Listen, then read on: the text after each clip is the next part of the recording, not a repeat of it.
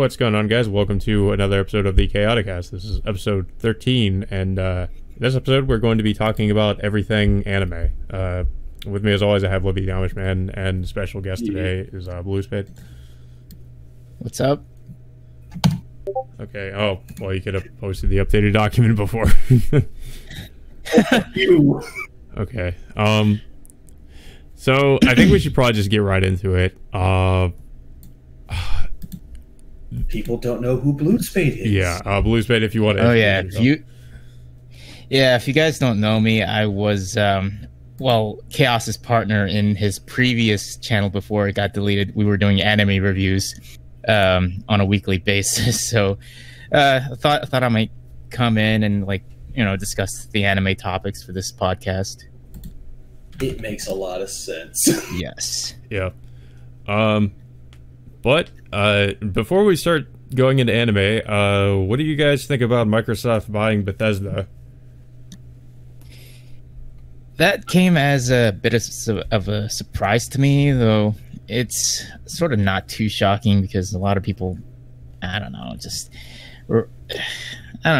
like I said, it just doesn't come as a surprise to me. I mean, these companies tend to do this to get exclusivity rights for certain properties in order to sell their consoles. Yeah, it's I think it's more like a power move on their part. Yeah, for sure. Because think about it. I was gonna say think about it because Sony came out and they just said, "Oh yeah, look at all this stuff that's coming to our console. Look at our PlayStation a bit. Look how great we have it. We have DMC 5 Special Edition." And then all of a sudden, it's like, yeah.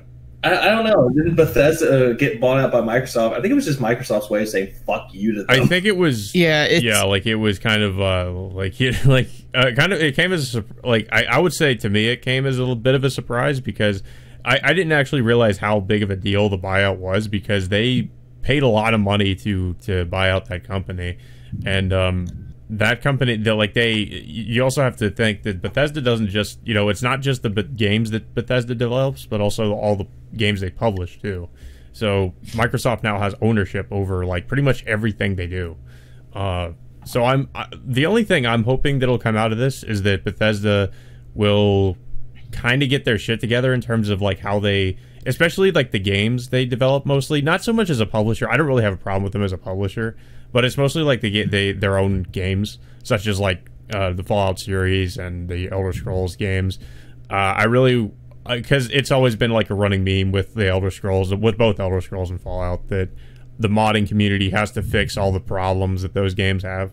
And I kind of hope that Microsoft maybe will get them to maybe either develop get a new engine that works well for these games, or just get them in a functional, mostly functional state by the time they come out. Mm-hmm. Or hell, better keep some of the glitches in there because that's what people. Yeah, I mean, I always kind of expect there to be glitches regardless, but I would hope that at least now that Microsoft will try to keep them in line, I guess. I don't know. I just hope that it's not just that Microsoft buys the company and doesn't do anything with it. I think that would be the biggest disappointment if they just, bought this entire company and they just don't really take advantage of that. Because it's they're sitting on all these games that they could, do something with. And I just don't know. I would hope they just do something. They take advantage of this. Maybe Daddy Microsoft could slap Todd Howard around and say, "No more Elder Scrolls 5." That's kind of what I was talking about, yeah, because I'm just they really need to get some of these, people like Todd Howard to be get him, to actually, improve his games. I mean, if they are, if they did buy out Bethesda, I mean, how reliable would Microsoft be if they were to actually deliver on their games? Because Xbox One's history has been, shoddy in terms of, delivering good games for us. Yeah, on that console. Well, that's why I'm hoping in this generation they try to turn things around because as we know with the Xbox One reveal, it was just it was a major disappointment. Right out of the gate in the last generation, Microsoft kind of started off on the wrong foot because they introduced their new console as a cable box, and they didn't really all the stuff they were trying to do with it did not sound appealing to the consumer. And just the way they were talking about the console and the features of it and that kind of gave Sony an opportunity to sort of one up them, which they did. So Sony just kind of came out swinging in the last generation. This generation, it doesn't necessarily feel the same. Like, it's like, well, we have, you know, we know what games are going to be on each platform, and now we finally have the prices. But it's like, it's a lot more ambiguous, I feel, in the so far, as to like which console I would say is coming out on top. Is really hard to say, because at the beginning of the last generation, I'd be like, I would kind of know which console I would go with, but here it's just like I'm not sure, to be honest. Like, in all honesty, like when it comes to certain things like the price points of the consoles, I happen to lean more towards Microsoft, because I like what they're doing with the idea of the One S in particular, because that console is actually affordable. Like, it's like $300. When you look at Sony, the alternative of Sony's platform, the cheaper alternative for their console is like $400, so it's like $100 more. Yeah. But then we also don't really know, like, this is the other thing. We don't really know like the specifics of each console either, like the hardware specifics and how well they're going to run games. That's kind of what I'm also like kind of curious about. You know, like how much of a downgrade is the One S going to be in comparison to like the Series X or whatever, or I mean the Series S, yeah. I should say. Sorry. I mean, in my opinion, I really believe that they should have held off on announcing these new consoles until maybe summer or fall of next year, because I don't feel like it's ready. Yeah. Because we don't have a lot of good, you know, launch titles, you know, coming out for the consoles itself. Yeah. And not to mention the pre-order rollouts have been an absolute fucking disaster. Yeah, it's like you can't buy a fucking or pre-order a PS5 anymore, because it's like, oh hey, we only limited it down to like maybe 3 to 5 pre-orders. Yeah, I was at GameStop just yesterday trying to line up, and there was like 24 people lined up outside, and they didn't even fucking tell us like until they opened that, oh, we are only selling 3, you know, to the first 3 people that pre-ordered, and then everyone just fucking left afterwards. I mean, what was the point of announcing that you were gonna do an in-store pre-order if you were not going to specify how many you're selling in that store? I could just imagine like they had the conference. It's like, okay, PS5, this is what's coming with it. This is everything, but we're only limiting pre-orders. Please clap. Yeah, like that's another thing too. Like, that's another reason why I'm not even. I'm really just waiting on the consoles too. If I ever get them, is just like if you're trying to get these at launch, it's pretty much a nightmare, because all the pre-order shenanigans, even more so than usual, it seems. Which, I mean, I don't know. I'm not exactly sure what the reason for that is. If it's like, I kind of doubt it's due to the virus, but I don't know. Like, I don't know what it could be. So, like, that's what I'm wondering. I can't say for sure it's the virus. I mean, there are other ways for people to just get around that. Yeah. I mean, hell, we can just implement like social distancing measures and still have masks and still, you know, get the consoles like whenever we want. Yeah. It's just the rollout and how it's, and there's the speculation of how many, you know, consoles they actually produced in time before the launch. That might have something to do with it too. Maybe they just don't have enough. They did not have enough consoles ready for the pre-orders, which I would honestly believe, just because it seems like they might not have been prepared, like entirely prepared for the launch of their consoles, which could be a possibility too.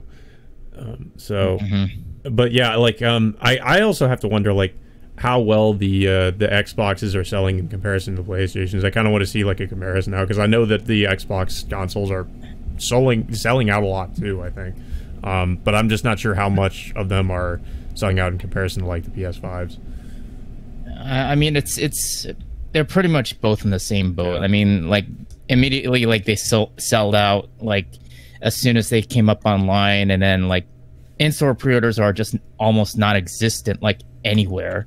I mean, I just don't understand why it's just online only when they know it's going to have heavy trafficking on their websites. Yeah, it just doesn't add up.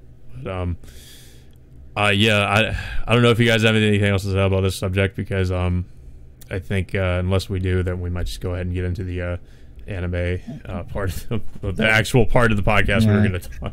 There was going to be about. Well, I will say that Microsoft sales skyrocketed because of the pre-orders for Xbox Series X. Meanwhile, an analysis believes that PlayStation 5 sales may top to 200 million. No kidding.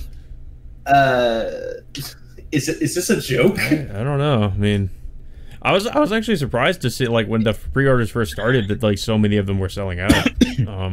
Because I mean, personally, in my opinion, the showcase was not that strong. But I guess, you know, Sony still has a lot of, you know, it still has its fans, so I'm sure there's still a lot of people who are going to buy it regardless. So that might just be what the reason was. I could just buy some of the games that they showed off on PS4 anyway. Yeah, so. like that's another thing too. Like some of these games are cross-gen. The Miles Morales game, and then some other ones. And then what was it? Demon Souls, and then there was a couple others.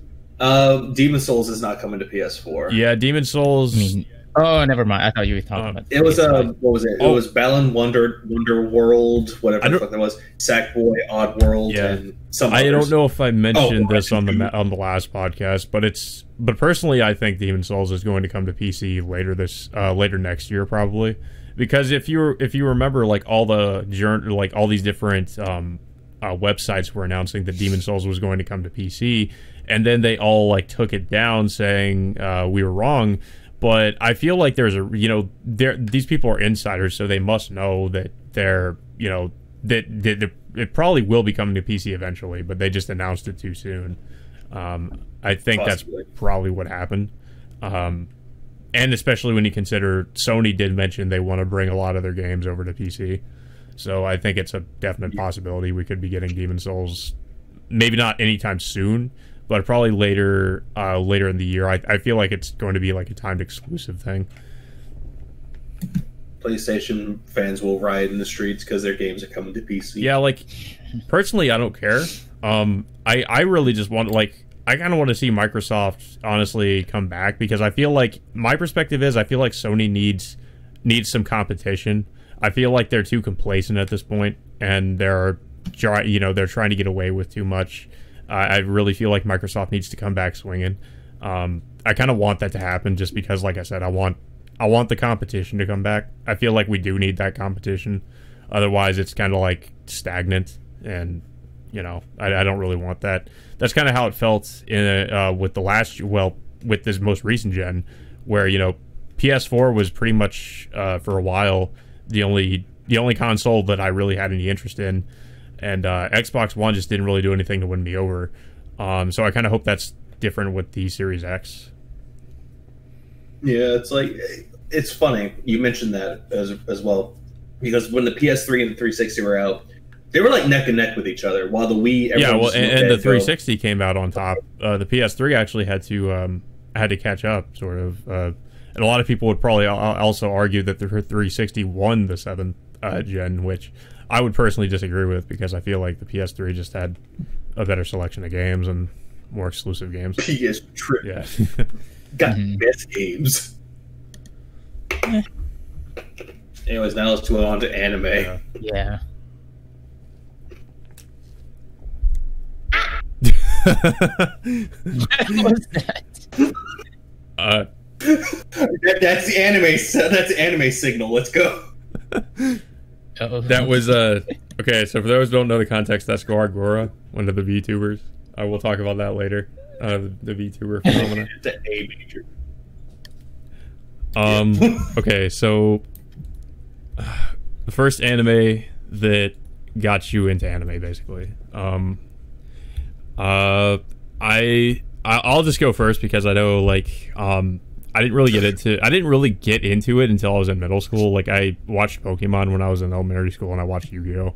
But I wasn't really that into it. It was just, I just saw it as like a cartoon. I probably didn't even know what anime was when I was that old, and I didn't really get into it until middle school. And that was really like the Adult Swim like midnight lineup that kind of introduced me to anime, because they would have, I think it was like every Saturday they had like a lineup of different shows.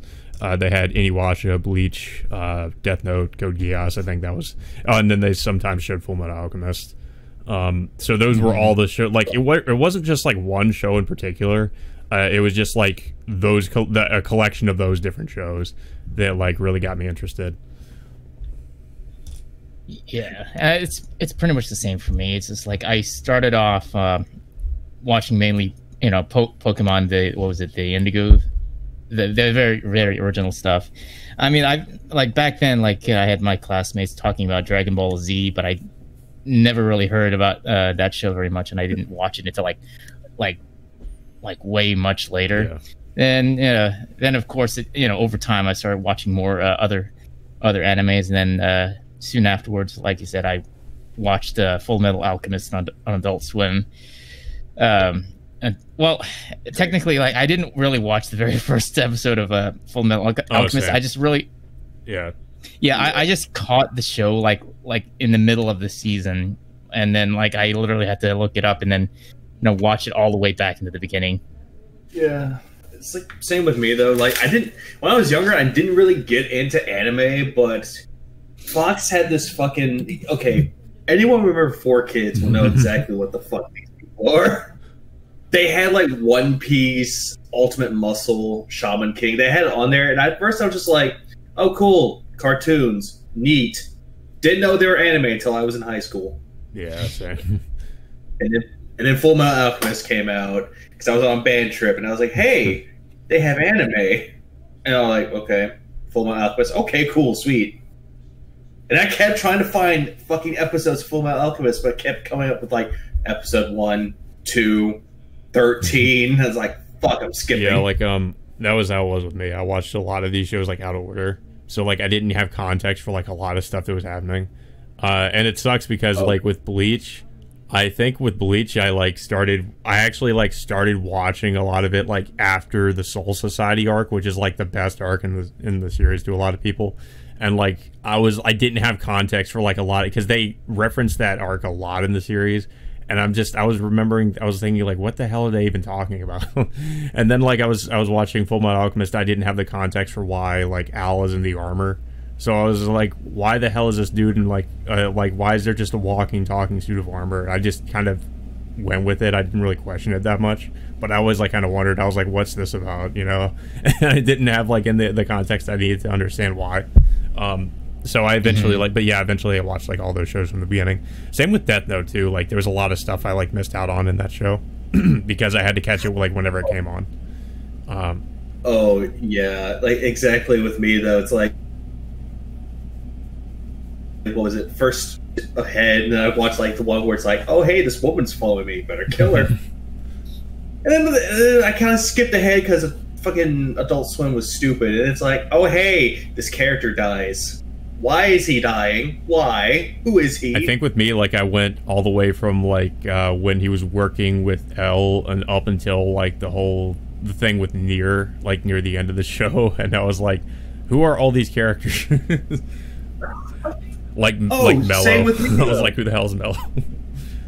Yeah, the whole Mello stuff like kind of came out of nowhere. Honestly, I really thought it was just gonna be Light versus L all the way to the end, but it just like I mean, it wasn't bad, but it kind of veered off into a weird direction as soon as and like a lot of people say, oh yeah, don't even bother after L, the part with L, and I'm like, I disagree. Like I still think it's good. It's just that it pales in comparison. Like the stuff with Nier is just Nier is not as interesting of a character.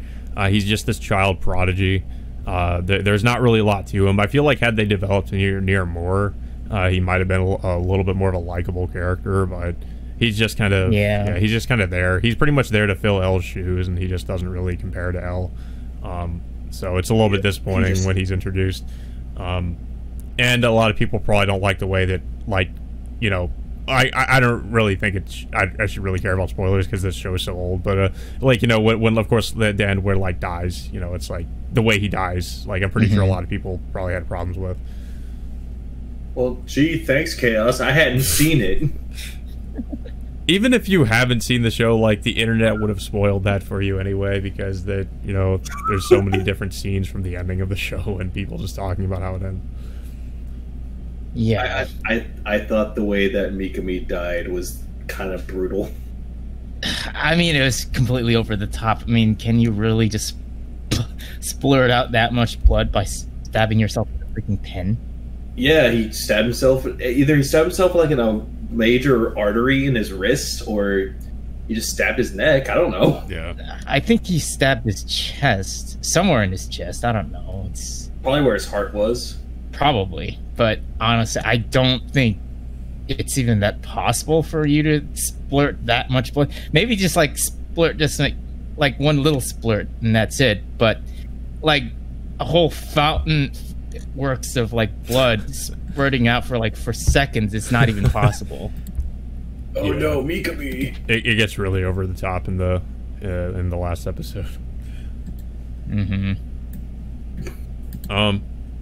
Yeah, but okay. So yeah, I guess we should. With that, I guess we could probably move on to the sub versus dub argument, which is an argument that'll probably last forever. But Which is I'm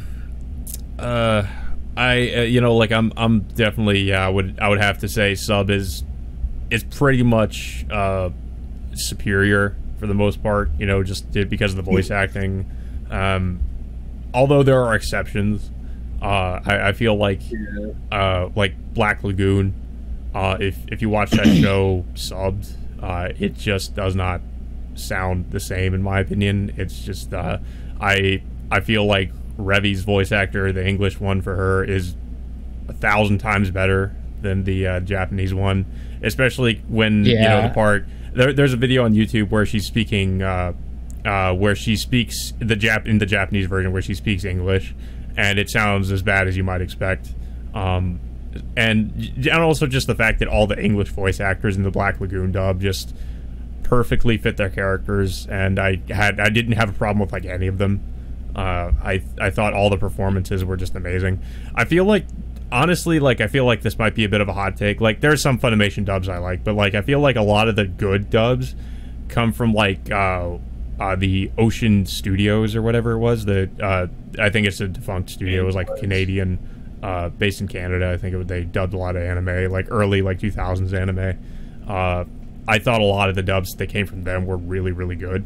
Funimation, I would say the early Funimation dubs are really good, with some exceptions. I feel like, honestly, in my opinion, I feel like Funimation has gotten a lot lazier with the dubs just because they keep recasting some of the same people. And early on, I feel like the dubs were a lot better because they were more passionate about it, or because they cast different people in different roles, or they just cared more about the roles they cast people in. I just feel like anymore they don't really care so much about the casting of different of roles in their in the anime they do, maybe with some exceptions, but some of the dubs they do, I just get that impression. Yeah, I mean, some some of the people they cast for certain characters are a bit hit or miss. And not to mention the fact that they're sometimes between English and Japanese voice actors, because they differ between our different nationalities, for one thing. Yeah. Because for one thing, we can talk about how English voice actors try to match what's happening, what's going on in the US in particular. Yeah. Compared to all the stuff that happens in Japanese culture. Yeah. Or let's just talk about how they take away everything that's from Japanese culture and turn it into fucking agendas. That's another thing too, but that has to do with the script writing. Apparently, people in charge of the scripts, and sometimes it's the voice actors that'll also double as script writers that do the translation scripts or whatever. So they'll change stuff in the script they have, and just do these references. I feel like for the most part, they should stick to the originals, as close as they can come to the original subversion of the show. Maybe with some exceptions. I feel like here and there it's fine. I guess an example I could bring up is the Steins Gate dub, because they did reference a lot of Western stuff, sci-fi stuff, Back to the Future and some other things. And I feel like in that instance it's fine, just because you're trying to be a little bit more creative with it, and you're not, and it's not necessarily like an agenda thing. It's just they're trying to find something that maybe in the original sub they might have referenced like something that's Japanese centric. So with like maybe the Western version of the show, they had to make it make more sense. So they referenced something that's from Western culture. Like another good example is like Steins Gate. He's trying to find out about where the pin was from. Yeah. And he goes to someone a black guy who's like, so he talks English to him in the sub, and he's like, I can speak fluent Japanese. Yeah. But in the fucking dub, they're like, how's it hanging? Yeah, and he's like, I don't speak jive. Sorry, I don't speak jive. Yeah, I mean, usually they like to try to match up their personalities to, I don't know, certain stereotypes of certain people. But it was funny though. It's funny, yeah. I mean, it's just how it's executed. That's the thing, and and whether or not it'll stick. But yeah, other dubs I can think of that I think are superior. Death Note. I would say Kaotikast I prefer over the sub, the dub for that. Mm-hmm. Full Metal Alchemist, both the original and Brotherhood. I said Cowboy Bebop, Trigun. Yeah, Trigun, yeah. Although I will say, like, yeah, it's kind of hard to come up with dubs I prefer over subs. Well, actually, there's a more recent example. I showed this anime to my friend recently because I figured he'd like it. It was called Rage of Bahamut Genesis, and the dub for that is really good. Like, just because you could tell all the actors were having fun with it, and just and I just like that about it. Like, I felt like I haven't heard the sub. I'm pretty sure it's good, probably comparable to the dub, but the dub I felt like was just really good, just because they I mean, the show is kind of silly, and it's kind of like an action adventure romp in a fantasy setting, and the voice actors kind of like I said, it felt like they were having fun with their characters, so it was kind of like, I feel like it's more enjoyable to listen to. I think another dub that's really good is Ghost Stories. Oh yeah, but I mean that's kind of different because that's that was a dub that like nobody was. They just treated it like it was what do you call it, like an abridged series or something. Yeah, a professional bridge series. It's like, I've seen Ghost Stories subbed, like with the subtitles. Yeah, it's fucking boring. Yeah, and that's why they did it apparently because the original series was they didn't think it was good. Yeah. I guess it's like a very rare instance in which a professional studio is just like, yeah, nobody, like, let's just fundamentally change the direction of the story and like the voice lines and all that.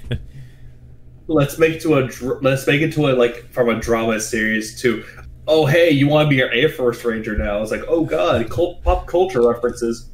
Yeah, Chris Patton was in that. He's another voice actor like I really liked, but I don't really see him in a lot of like series now. He used to be in like a lot of other anime, but he was really good. He was in that one. Yeah, is he retired or is he still alive? Because I don't really see him in like new anime. No. I mean, I also remember like a few others. Like, I think one other person was Hilary Hagg. I haven't heard from her for like a long time. And then I think he's still voice acting, but his most recent work was Fire Emblem Three Houses. Oh, okay. Huh. As Linhard, one of the characters. And what was another one you said? Hilary Hagg. Yeah, Hilary Hagg. Yeah, she voiced several other characters, including one anime called Kanan, if I remember correctly. Yeah. Mm-hmm. But if I never really hear like these sort of actors in like any Funimation dubs. Maybe they might be contracted to work for Sentai or something like that. Yeah, some voice actors will do more like Sentai stuff than Funimation and notice. Mm-hmm. No, she's still doing anime. Like, I see a lot of 2020 works that she's a part of. Okay. Yeah. After the Rain, the Pet Girl, Sakurasu.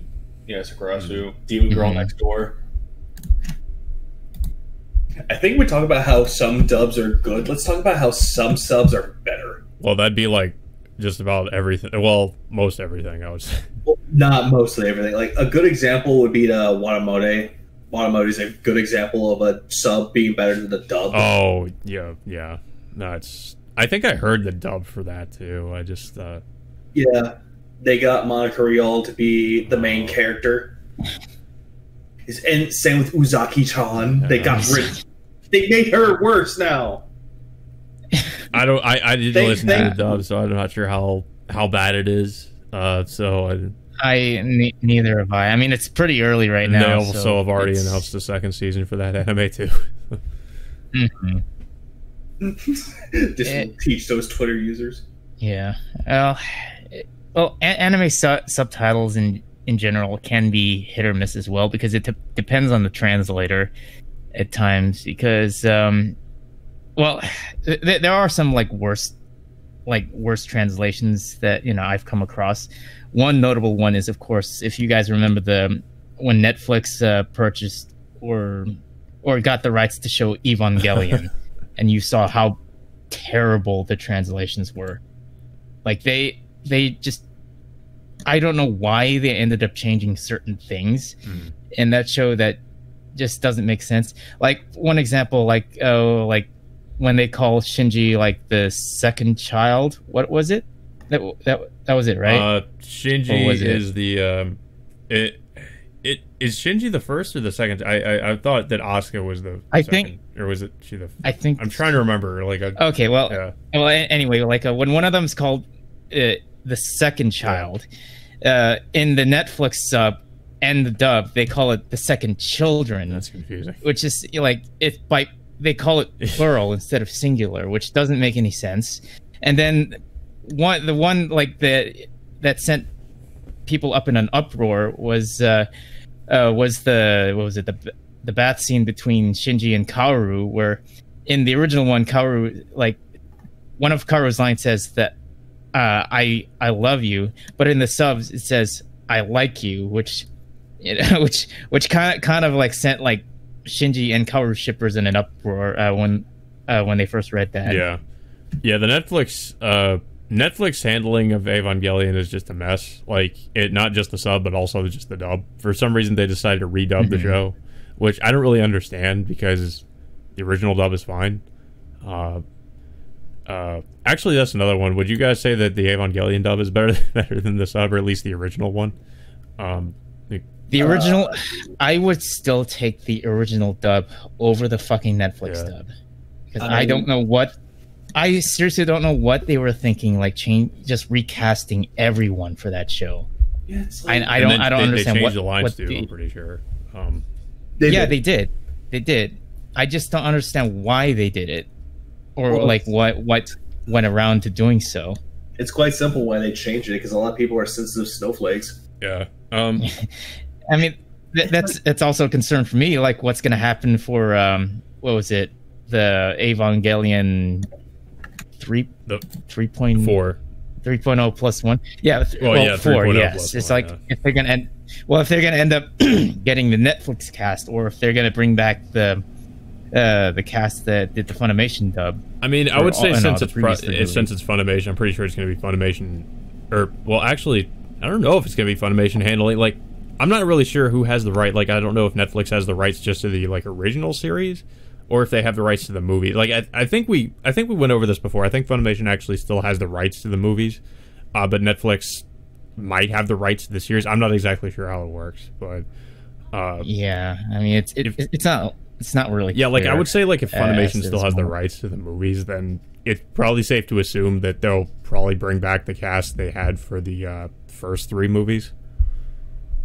Yeah. I'm looking through the fucking cast for Neon Genesis Evangelion. I don't even know who the fuck some of these people are. Yeah, and Netflix casted a lot of people I never really heard of for the redub for Evangelion. Actually, except for 3 of them, or a few of them actually. 3 of them I can tell. Yeah. You have fucking Futaba, fucking Noctis, fucking whatever the guy's name was in Judgment. And what was it? The guy who voiced Kaoru in the redub is the guy who's same guy who plays Bakugo in My Hero Academia. Oh, okay. Johnny on Netflix. Mm-hmm. Like, I don't understand it either. They should have just kept the dub the way it was, kept everything in it. It just seems like a waste of time and resources to like redub something that I would argue really doesn't need to be redubbed. Like, fucking imagine if they did that to Cowboy Bebop nowadays. Yeah, Cowboy Bebop is another one where I would say the dub is probably superior to the sub version. Yeah. I can just imagine that they recast it, but they don't make Steve Bloom fucking Spike Spiegel. They gave it to someone else. They gave it to someone's like, I'm Spike Spiegel. I'm gonna kick your ass now. I love a woman who could kick my ass. Another show that I can think of where I would really say I prefer, or at least at first I would say I prefer the Japanese version, would be Attack on Titan, because I heard the dub for it for the first season. They dubbed the first season, and I wasn't really I really wasn't feeling like the way the acting, but I think they probably got better as it went on. But when I heard the trailer for the first season, I was like, I don't know about this. They just didn't. It just seemed off for some reason. I didn't really like it. I think it was underwhelming at first, but then it got better once the voice actors started to grow into their characters, over the years. So it did eventually get a little bit better. Yeah, that's the one with Bryce Papenbrook. Yeah, Bryce Papenbrook started to grow into his role as Eren a lot better than he did back in season 1. Yeah, Bryce Papenbrook is another actor that gets cast in a lot of different things, I've noticed. Yeah, like Kirito in Sword Art Online. He also voices Shiro in the Fate franchise.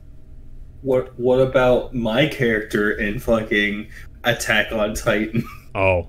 Which one? Levy? Yeah. Levi?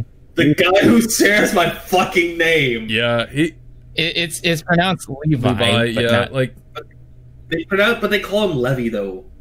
The guy that voices Levi is okay at first. I don't know if he gets better. When I first heard him in the first season, I was just I would say I didn't like the way it sounded. He didn't sound right. So I don't know if he got better over time. But when I first heard him, I wasn't really. I just didn't think he was that good. I mean, Matt Mercer? I think so. Yeah. It just sounded like he didn't really fit the character. I mean, I don't know. Maybe it's just me. But he probably improved over time, I guess. Mm-hmm. I heard he got better over time, but I don't know. Oh yeah, pretty much everyone got better over time in the later seasons. It's just you never grow into the character until until several seasons later. Okay, so I feel like we should probably move on to the various different controversies within the anime industry. Yeah, there are some certain animes being scrutinized for the wrong reasons, particularly when it comes to our current day politics. It's weird because we've had similar types of anime that were released back in the 90s or early 2000s that had that were under similar circumstances, but they weren't scrutinized as hard as as certain animes are today are. One particular anime I like to talk about is Rising of the Shield Hero, which of course got released early last year. I haven't seen it. Yeah. So as we all know, we're not going to talk too much about our current day politics, but certain ones like the whole Me Too movement that got that gained prominence in the U.S. I think 2016 or 17. Yeah, sometime around there. It's just okay. So what happened was when the Rising of the Shield Hero came out, there was a certain scene that happened in the first episode where the main character Naofumi gets framed by one of the main antagonists. What was it? Mine pretty much sets him up like as like if he raped her or something like that, which is not true. So a lot of I don't know if it was certain people in that movement or maybe it was a troll that was trying to stir up the pot or something like that. But apparently that one scene, of course, gained an uproar, and a lot of people, well, certain people like pretty much hit that anime hard afterwards. I would say like it's not so much a troll, but there are certain like publications like Anime News Network that were kind of stirring the pot with that. Because they were trying to stir up controversy and say like, oh, this is a like, because I think they also put like the on their worst anime of the year list, they said Rising of the Shield Hero was one of them because of the whole like rape stuff. Levy and I saw that article. I think it got posted like early this year. I think so. This person like. He's saying it's not a bad show, but it's like he mentions this person mentions that there's actively politically awful or something like that. In terms of, what's presented in the anime in terms of like, slavery or certain, I don't know, certain things or certain things like that. I think the argument they were trying to say that the show like said slavery is either like a good thing or it's not bad or something like that, which isn't true. Like it basically like it wasn't trying to like take. I don't think it was like really trying to take a position on it one way or the other. It was just like Naofumi decided to, he needed something. Like he decided to take Raphtalia in, and Raphtalia was grateful to him for that because she's no longer really like in a cage or anything. She's treated well by him, so he's not really treating her like a slave or anything. So I feel like they probably just didn't even watch the show. They just saw that it has that in there and they want to complain about it. Mm-hmm. Is that the article that you showed? It's like calling it the worst anime of the year. It's not something that's a bad show. It needs to be something actively politically awful. Yeah, that was the same article you and I found early this year. Our readers know why a series hinging on a false rape accusations and slavery apologism is wrong. Honestly, it's like, even when back when I first like saw this episode as a sneak preview during the Crunchyroll Expo, like I was just surrounded by just normal anime fans, like nothing like other like specific suspicious of the sort. It's just like everyone liked it, but as soon as I saw this scene, like I was afraid something like this was gonna happen, or I was hoping that that this anime would at least breeze by this whole incident, but unfortunately, that didn't really happen. It just like it got the same scrutiny as like every other animes, that came across like certain subject matters. Yeah, I mean, there's plenty of other anime that have a lot of like way worse themes too, and I mean, like Berserk, for example. I just feel like some of these journos like head would probably explode if they watched Berserk. We also had an anime that, speaking of Berserk, it's kind of similar to that, which is Goblin Slayer. Their heads did explode over that because, of course, it has stuff like rape and other things. But it's and the argument with that is they were saying, well, it's trying to, make rape out to be like the rape that happens in the show to be like a something that's like titillating or something, which isn't the case because it's the way it's shown, it's not good. Like it's not shown to be a good thing that happens in the show. Like it's bad. It's not, like the girls that had that happen to them in the first episode, they basically begged to be killed because it's a traumatizing experience. And it's not really shown to be something that's good, like in a hentai or something like that. And that seems to be like the journalist's argument, is that they were portraying it to be something that was a good thing, which is not true. The thing about these shows is like a lot of these stories were made like years before the start of our like our of our current day politics. And it's also made in a culture like, where it doesn't really they don't really have the same kind of political climate or anything, so they don't really take that sort of thing into consideration. I remember in an interview, I think what was it, the Shield Hero creators, when he was making this, he mentions that he never really paid attention to politics, and he doesn't really care what reaction he got at once his story got released to the U.S. I think he said he was unaware of the controversy about it. Yeah, he wasn't aware of it. I mean, but he wasn't too shocked about it. His legitimate defense is he just didn't really care what was going on at the time. He just wanted to put his story out, and that's it. I mean, I think that's the best way to go about it, really. It shouldn't.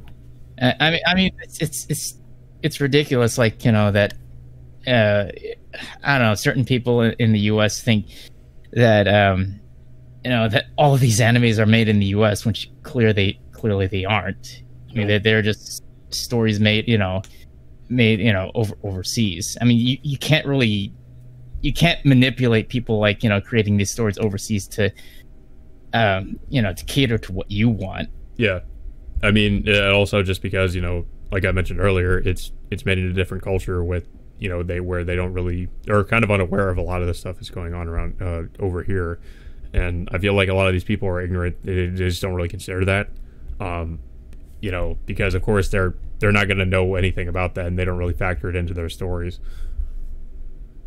Yeah, and there is another thing we should also talk about is you guys remember the anime called Interspecies Reviewers? Yeah. Yep, the one fucking show that Funimation fucking bought the rights for, had a whole fucking script ready for it, but then they realized it's a hentai. Yeah, they dubbed the first episode, and then as soon as what happened was there was an episode, I think, what was it?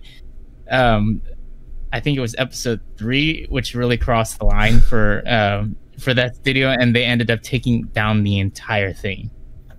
So is it just a really highly produced, high production value hentai, basically? Because I thought it was when I first saw it, I actually thought it was an ecchi show. In a way, be a Japanese fantasy sex comedy series.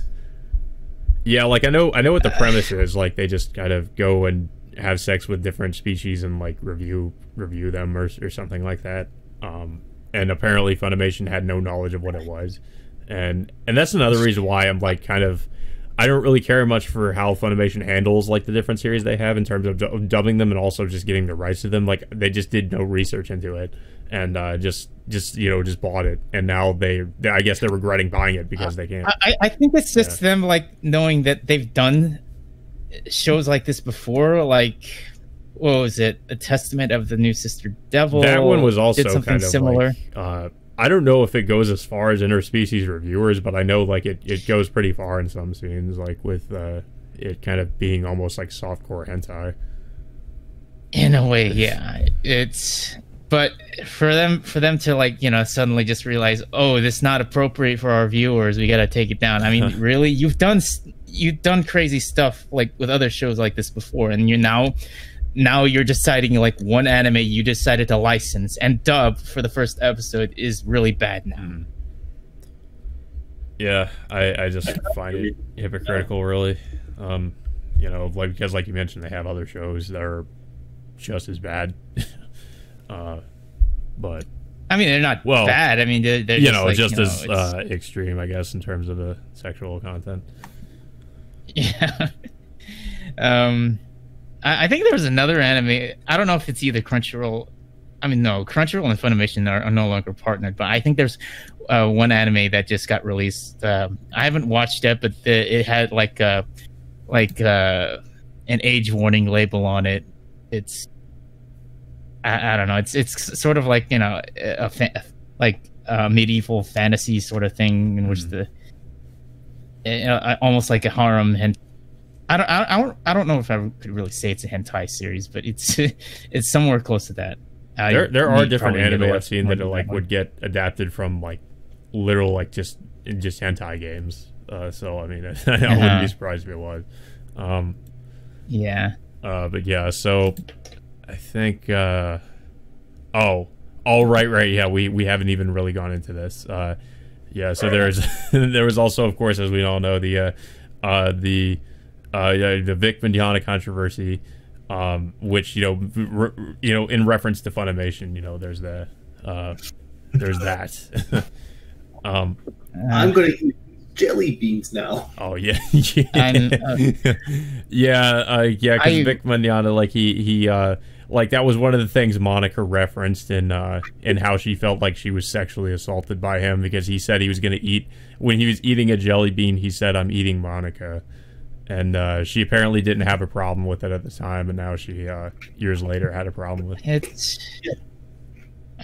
I just really thought this could have been handled a lot better than it did. It was really unprofessional, because like Funimation said they were going to conduct an investigation, and I think within like a couple days or so they fired him. And they fired. Yeah. And I mean, Funimation's not the only one. I think Rooster Teeth did the same thing. I think Rooster Teeth fired him too, because he was part of Ruby, and all of a sudden they're like, "Oh hey, you did all these nasty things. We don't want you a part of this anymore." Well, he was accused of doing can you them.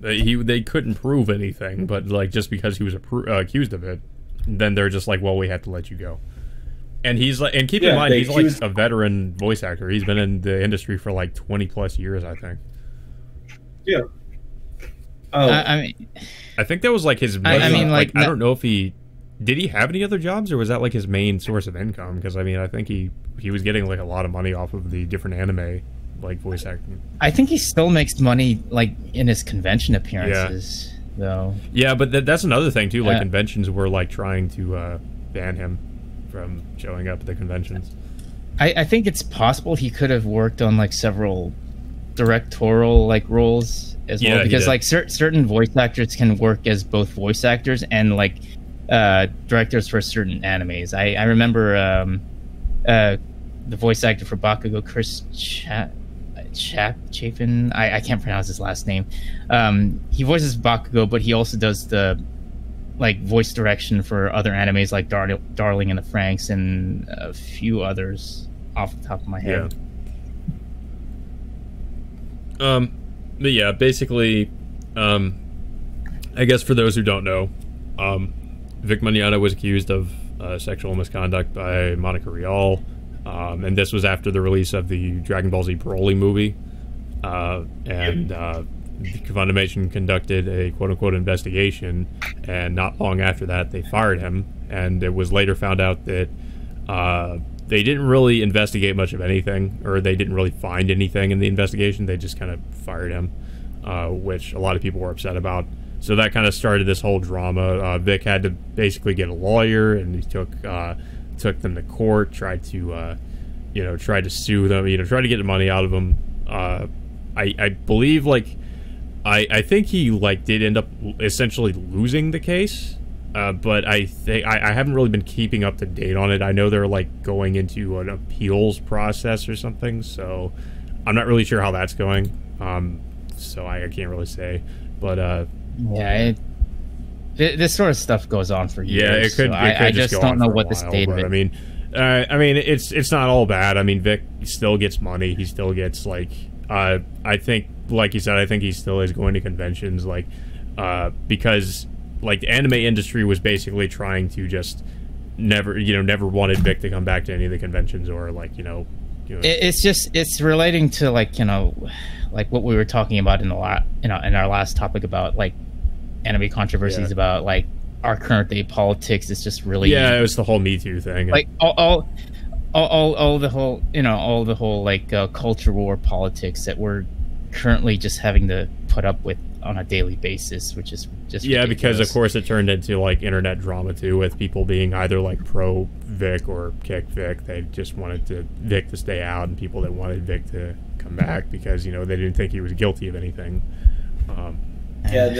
The only thing that was like, I will say, it was found that Vic really wasn't guilty of anything. The only thing that apparently they found he might have been guilty of was supposed infidelity, I guess, because he was married and he might have tried to hook up with some other woman at the time or something like that. but he regretted it. So, you know, for the most part, he just wasn't, you know, he didn't really have any sort of skeletons in his closet aside from that. Mm-hmm. I think it's in my opinion, I think it's possible for Vic to, you know, to regain his popularity again. Like, probably not now, but maybe in several years, depending on how long that takes. I mean, I think it's possible. I feel like once this, like, the whole culture war shit is over with, that Vic might be able to, you know, maybe come back in some capacity. I think he still is trying to come back. He's mostly, like, trying to do independent work, I think. So there's that. Like the recent stuff that he was a part of. He was part of JoJo's Bizarre Adventure, Diamonds Unbreakable, Baki. Yeah. And that was it. Anything from like 2019, they got rid of him after that, which is bad. Yeah, he was replaced because he was Broly, but he got replaced with Johnny Young Bosch, which I don't mind. Like, I don't agree with him being replaced in general, but I mean, I don't mind the you know, at least Johnny replacing him, because I think Johnny's a good voice actor. Yeah.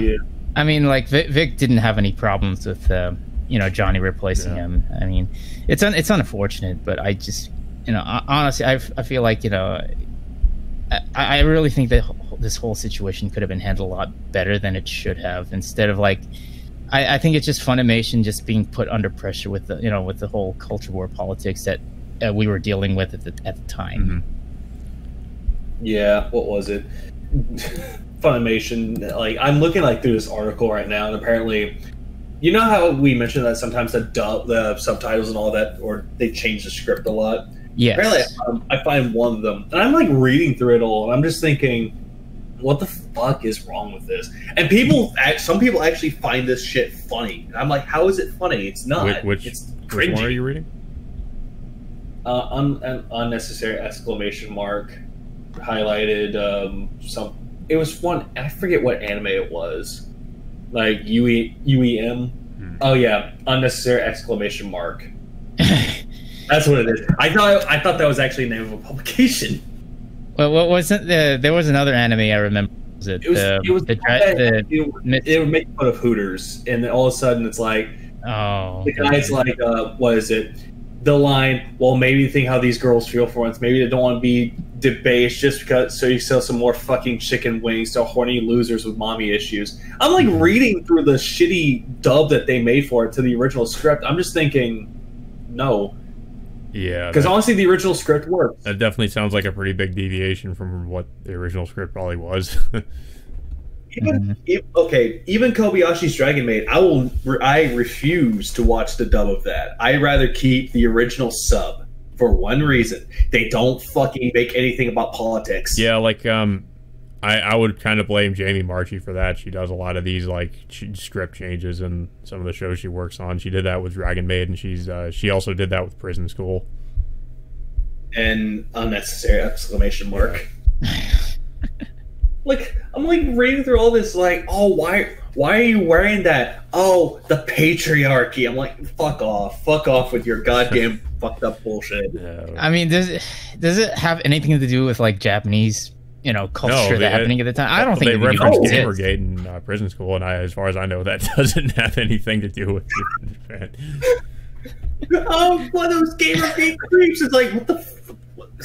You know and what? it's also like every not time, the kind of show you want to time, bring that stuff up. It's like it's an ecchi show. Like it's like I mean, no. Here's my thing. Every time I see them trying to make jokes, all I'm thinking is this, dude. Just pity laugh. That's all I'm thinking of when it comes to that. Yeah, it's like if they wanting a laugh, I'm not going to give them a laugh just because they think that these jokes are funny and my friends thought it was funny. My mom said it was cool. Yeah, I mean, I don't know. It's just like, honestly, I just hope it. I think it's more than likely going to continue regardless. I mean, probably. People are going to. I mean, it's going to be cringe-worthy here and there. I mean, we'll just have to. Usually, we have to see where it goes when they handle these dubs. I mean, some are good, some are bad. In my opinion. Yeah, I just feel like there needs to be a lot more quality control. Mm-hmm. Yeah, I think with that being said, we can probably move on to the anime industry being affected. Well, by, yeah, that by COVID. Yeah, well, let's just face the facts. 2020 has been an absolutely shitty year for everybody. Oh yeah, it's just like as soon as this thing hit us, like I think what was it, early February or March? I think it was February. It's just not just here, but like literally everywhere. Japan in particular, like it just like had a huge domino effect on that industry. Like they ended up canceling or postponing a lot of different animes, like up to the next season or probably up to next year. Like one example is of course ReZero, which Chaos and I have been looking forward to watching like early this year. Unfortunately, it got pushed back, up until like what was it, July-ish so. Or something like that.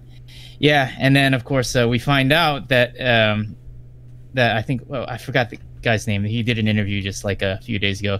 He said like if it wasn't for COVID-19, then we probably would have seen the entire season 2 like right about now. Jeez. Instead of having to wait like an entire 3 months up until like January to see the rest of it. I almost feel like Railgun got it worse just because of how many delays that show's had.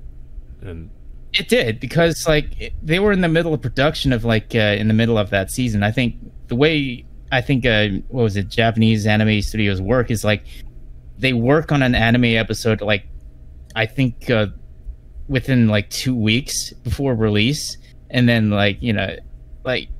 it's unlike how the US does it when we do our animations like months ahead of time. They do it like literally the week up.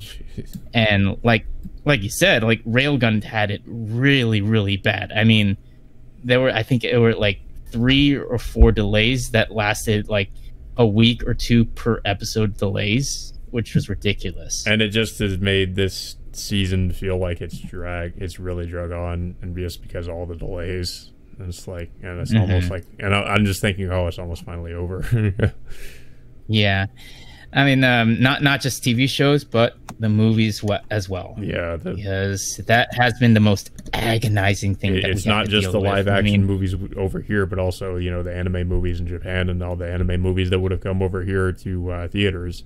They're getting either delayed or they're being shown, as is the case with the recent Made in Abyss movie, in quote-unquote virtual cinemas, which I guess, I'm not exactly sure how it works, but apparently you just, you have a limited amount of time to watch the movie, and it's basically a rental. You watch it digitally, and then you don't get access to it again, I guess. It's really weird. It's weird how it's being worked on. I mean, we can talk about the movies that got delayed, like Heaven's Feel, which was supposed to come out, like, I think it was in April, and then be brought over here to be shown in theaters. Unfortunately, that got canceled. It's now Japan had to, like, literally push it all the way back, I think it was August or September-ish, or something like that, and they were able to show it under certain restrictions. However, for us, we can't watch it because majority of all of our theaters are just like shut down. And even if like some states open up, they're probably not going to end up like bringing it over unless they find some ways to distribute it over here.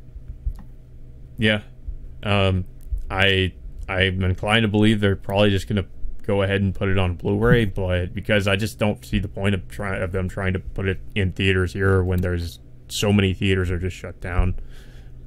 Yeah. I mean, another anime that we've been definitely looking forward to seeing was Evangelion 4. Oh, that's been delayed forever. Like, it's never coming out at this point. I mean, that one movie we were hoping to watch, and it just gets delayed like out of nowhere. I mean, the last I've heard about what was happening with that movie was, I think they were still in the middle of voice acting, I think back in either February or March. I think it was like a tweet from Shinji's voice actor that was in the middle of doing voice work for that movie. As for the status for that movie, they've been keeping it really closed-lipped as of right now.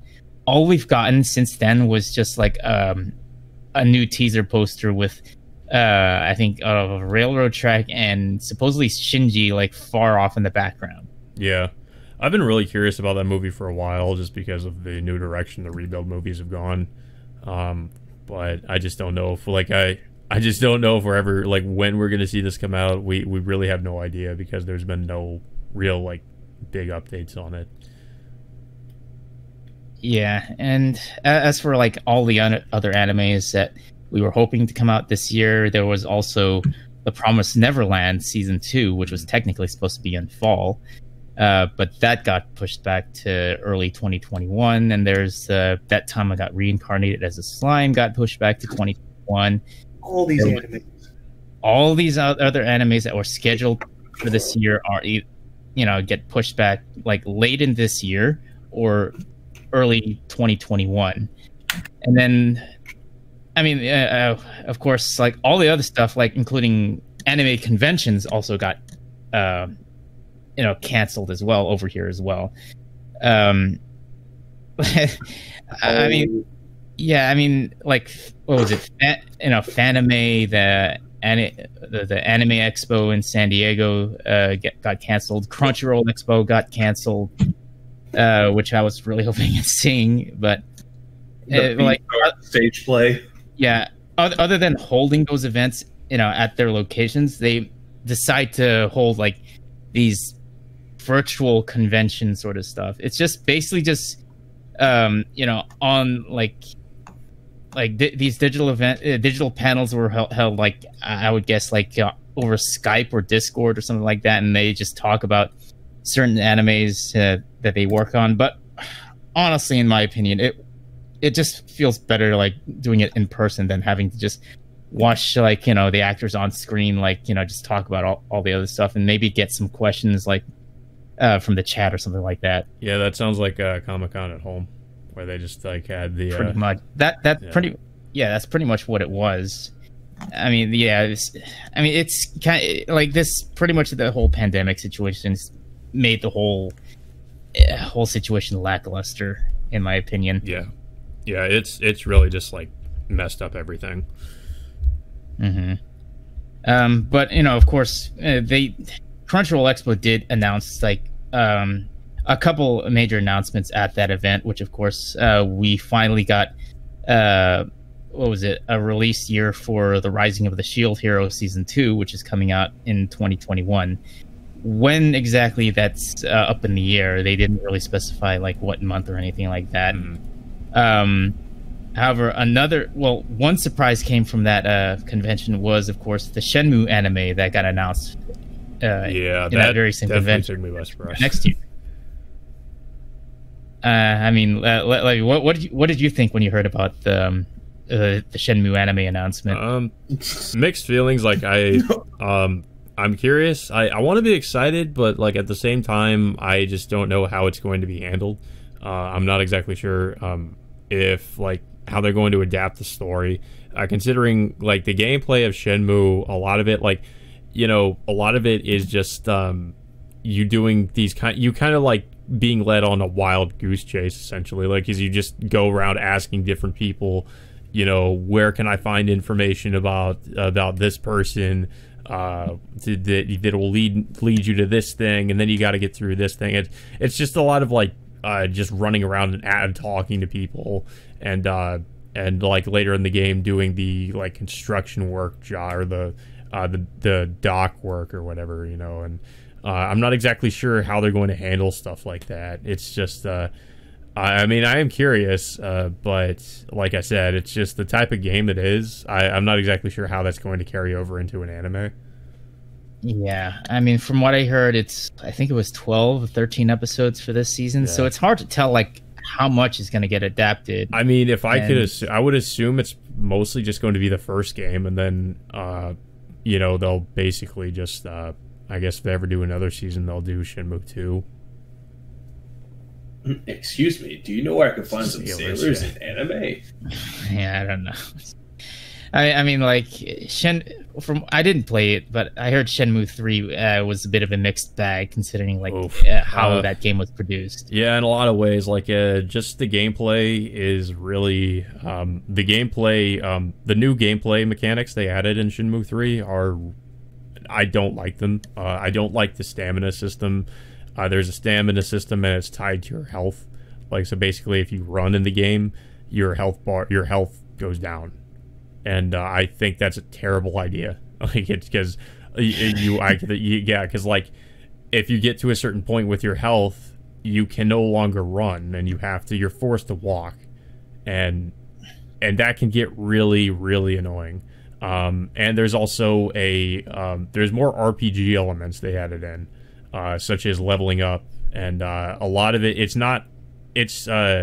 a lot of it is a grind, because you have to grind in order to improve your martial arts, and that is definitely not fun, because, you know, like in the original game, they didn't really have anything like that. There were light RPG elements, but it wasn't anything like this. This is like you level up different aspects of your martial arts, kind of like it feels like they kind of took that idea from Yakuza, but didn't implement it in the way in which Yakuza does. Like, it's just, with the way you level it up here is you just repeatedly like punch something or do a horse stance, which is just like a button press sequence that you keep repeatedly doing until you level up more. Or you fight people at the martial hall, and it's just a really obnoxious, boring, repetitive process. And the combat in the game is also not very good, in my opinion. It's a lot of button mashing, and there's no real technique to it like in the original games, and it's not fun to do. So there's a lot of things I really don't like about the game, and apparently the story, like, I'd never beat the game, but I just decided to go ahead and spoil myself as to how the game ends and all that. I hate to say it because I'm a Shenmue fan, but I almost want to tell people don't bother, because all that crap you go through in this game really isn't worth it when you get to the end, because you know, you do get the cool confrontation with Londi, but I'll just go ahead and spoil it. Nothing comes of it, because guess what? Londi gets away again, like in the end of the first game and in the end of the second game, and in this game he gets away again. So you're basically back to square one, and it feels like nothing has progressed in the story, and 3 kind of just ends like I almost want to say you could probably skip 3 and you'd be fine, because it's just like, it feels like, somebody described it this way, it feels like a filler game. Like, was it worth the donation? Was it worth it? Yeah, because I remember someone was excited for Shenmue. I was really fucking excited, and then, like, apparently I have to come to the realization that it's a massive disappointment, and I don't want to do that because I like Shenmue, and now I'm just like, wow, this is just, what the hell happened, you know? Like, I mean, are they really ever gonna finish that story? I don't know. Like, he said he wants to make more games, so I don't. Excuse me. Do you know where I can find some Americans? I mean, well, you know, he'll just probably have to make another Kickstarter just to make another game. I guess. Don't know. But I guess he will, because I don't know if any major like studios are going to like partner up with him to help him make his game. He might have to do another Kickstarter, and I feel like people this time are going to be less inclined to like donate to his Kickstarter because of the way Shenmue 3 turned out.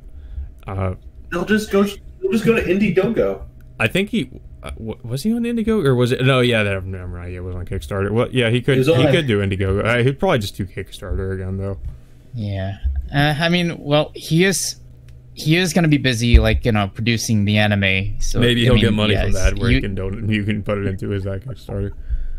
More than likely, yeah. I mean, it is a good thing that he is producing the anime, but, you know, in terms of like what's going to happen with the future of the series is like up in the air.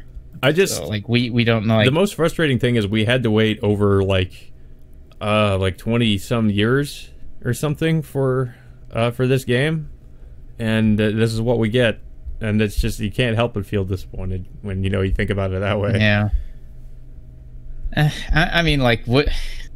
I mean, probably like for the Shenmue anime, that's they said it was coming out both Crunchyroll and Adult Swim, so which is a good thing. I mean, you can, you know, like you can still watch it on Adult Swim without having the Crunchyroll app.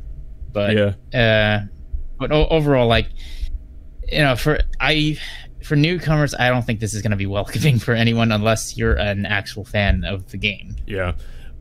Also, going away from Shenmue for a bit, I know, like, Levy, I saw you didn't add this in the document, but I guess this is probably a good time to talk about it. But there was a recent Berserk announcement that they said there was going to be an announcement in next month where it's I think the announcement was titled something like The New Beginning, which is there's nothing else regarding what the announcement could be.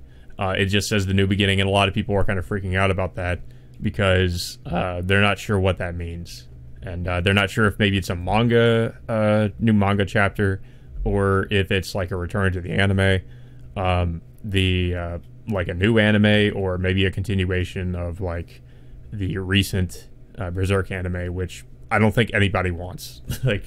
So I don't know. I'm kind of like, I'm very concerned. I want to be excited, but I'm more just concerned because Berserk has never been treated well in terms of anime adaptations, except maybe for the original series and the movies. I mean, like, the source material has like dragged out like for years. Yeah. It's been going on like forever for us to wait for another chapter, and then like as soon as another chapter comes out, we have to wait months and months, or maybe a whole year for that next chapter to come out. And supposedly, like, I think it ends in a like the most recent chapter, from what I heard, ends in a almost on a satisfying note, but it's not conclusive. Yeah, it'll be, you know, where the story's at now, it's like, I mean, I do want to see the conclusion, but like it feels like Guts is almost like he has most everything he wanted to get except for his revenge. Let's just say that. I'll just say that without spoiling it. He has everything he wants except for his revenge on Griffith, which I'm not really sure if he wants that much anymore. It's hard to say because the way he is now, it almost feels like he's kind of let go of his his rage and his hatred of Griffith. He's not really thinking about that as much anymore. So it's hard to say. Like, not really sure where it's going to go from here.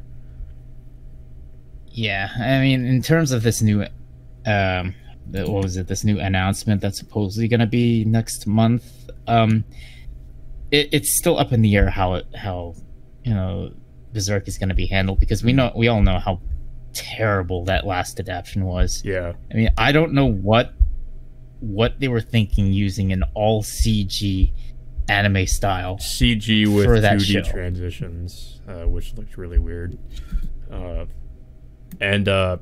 Yeah, like, my hope is, if it is an anime, I either want them to and this is another thing too, like, if I will say also, if it's not going to be season 3, if they're just, you know, doing something else, I'd be like, I hope it's something that's either like they're doing the Lost Children arc, which we didn't get an adaptation of yet, or they're doing Black Swordsman, which we also don't have an adaptation of, that takes place before Golden Age, and it's not very long.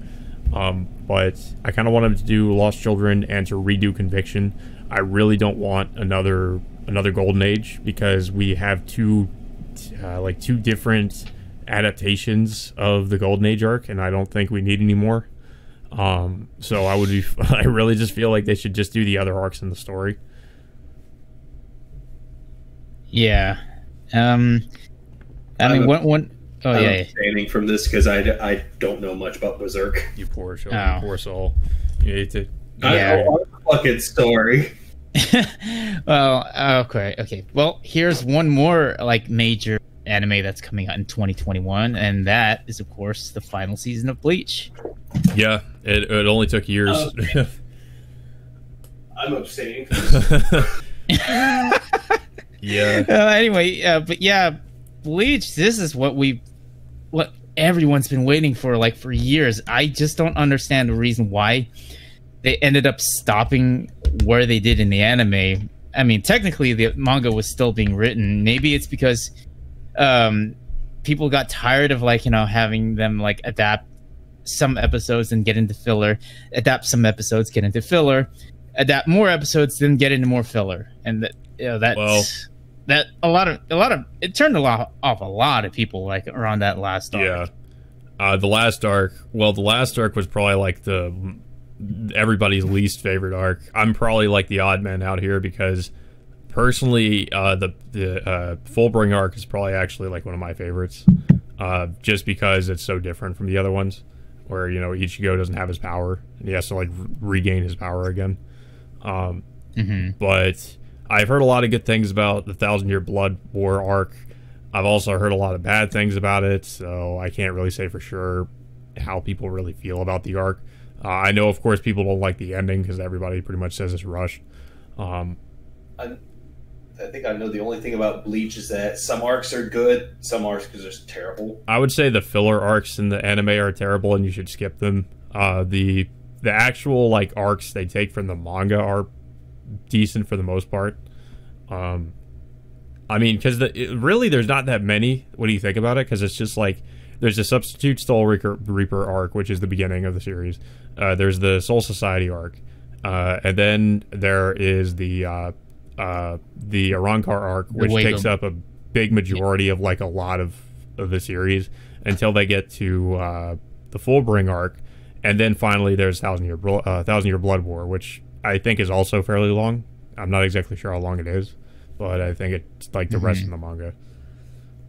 Yeah, it's just the only problem was like the anime adaptation had like way too many fillers just being inserted at like the worst possible times during what was it, the Arankar arc? Yeah, that was the thing I didn't like about the Arankar arc when I watched it in the anime. I was like, yeah, because they randomly insert filler episodes, and I really didn't like that. They did that for some other arcs too, and I think that is annoying in the series when they just like you get to an episode and you're not sure if it's filler or not.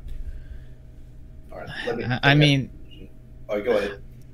mean, yeah, it's just like, I don't know. It's like I really felt like they could have just put the show on break for several months instead of just cramming in another filler arc out of nowhere, because it, for one thing, it confuses the viewer of where they're supposed to be watching the storyline and what how.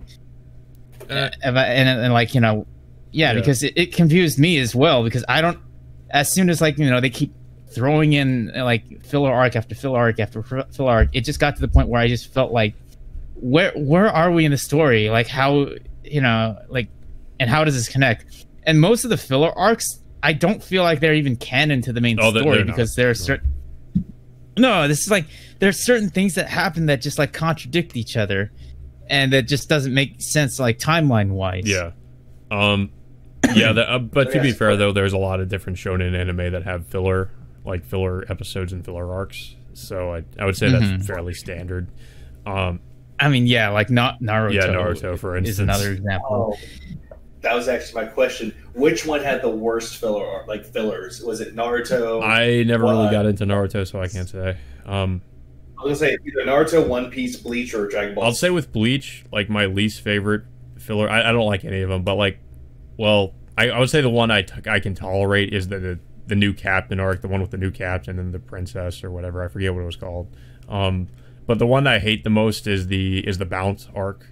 I really hated the Bounce arc. I thought it was stupid and pointless, honestly, and I did not like the new villain characters they had in that arc.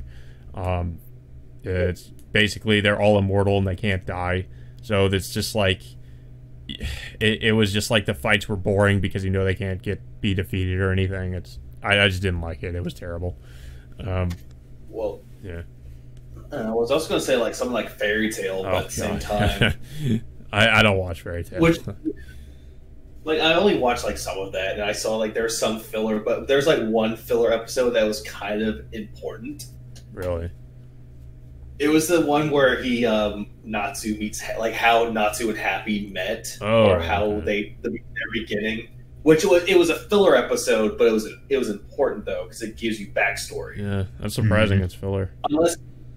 Until you get like Dragon Ball Z, where it's like, oh hey, Gohan finds a robot and learns about friendship.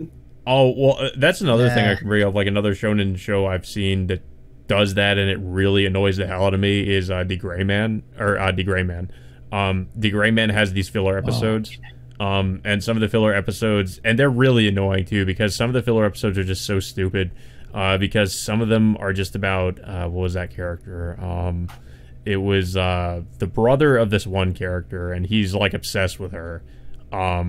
And so he's always like trying, like the whole like joke with each filler episode is him being overprotective of her. So he would come up with these different experiments and like things to try to like either spy on her or like try to stop her from doing something because he's like concerned for her safety or something like that. And it was really annoying. Like I was just like it contradicted the tone of this show, which is like, I mean, it could be lighthearted at times, but it was also kind of dark and serious. And then you just get these filler episodes with him just like, you know, doing all these shenanigans, and it just did not really it felt like it contradicted the series tone.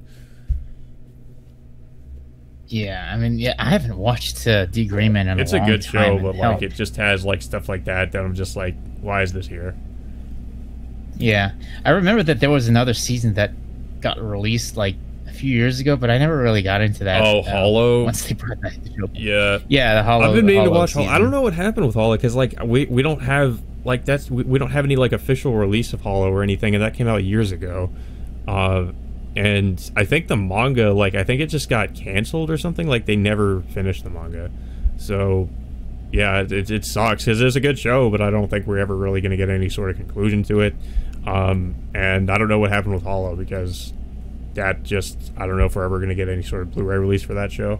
It just, like, came out and then they forgot about it. Yeah, I mean, I think it's still on Funimation. Yeah, you can stream if it. you're willing.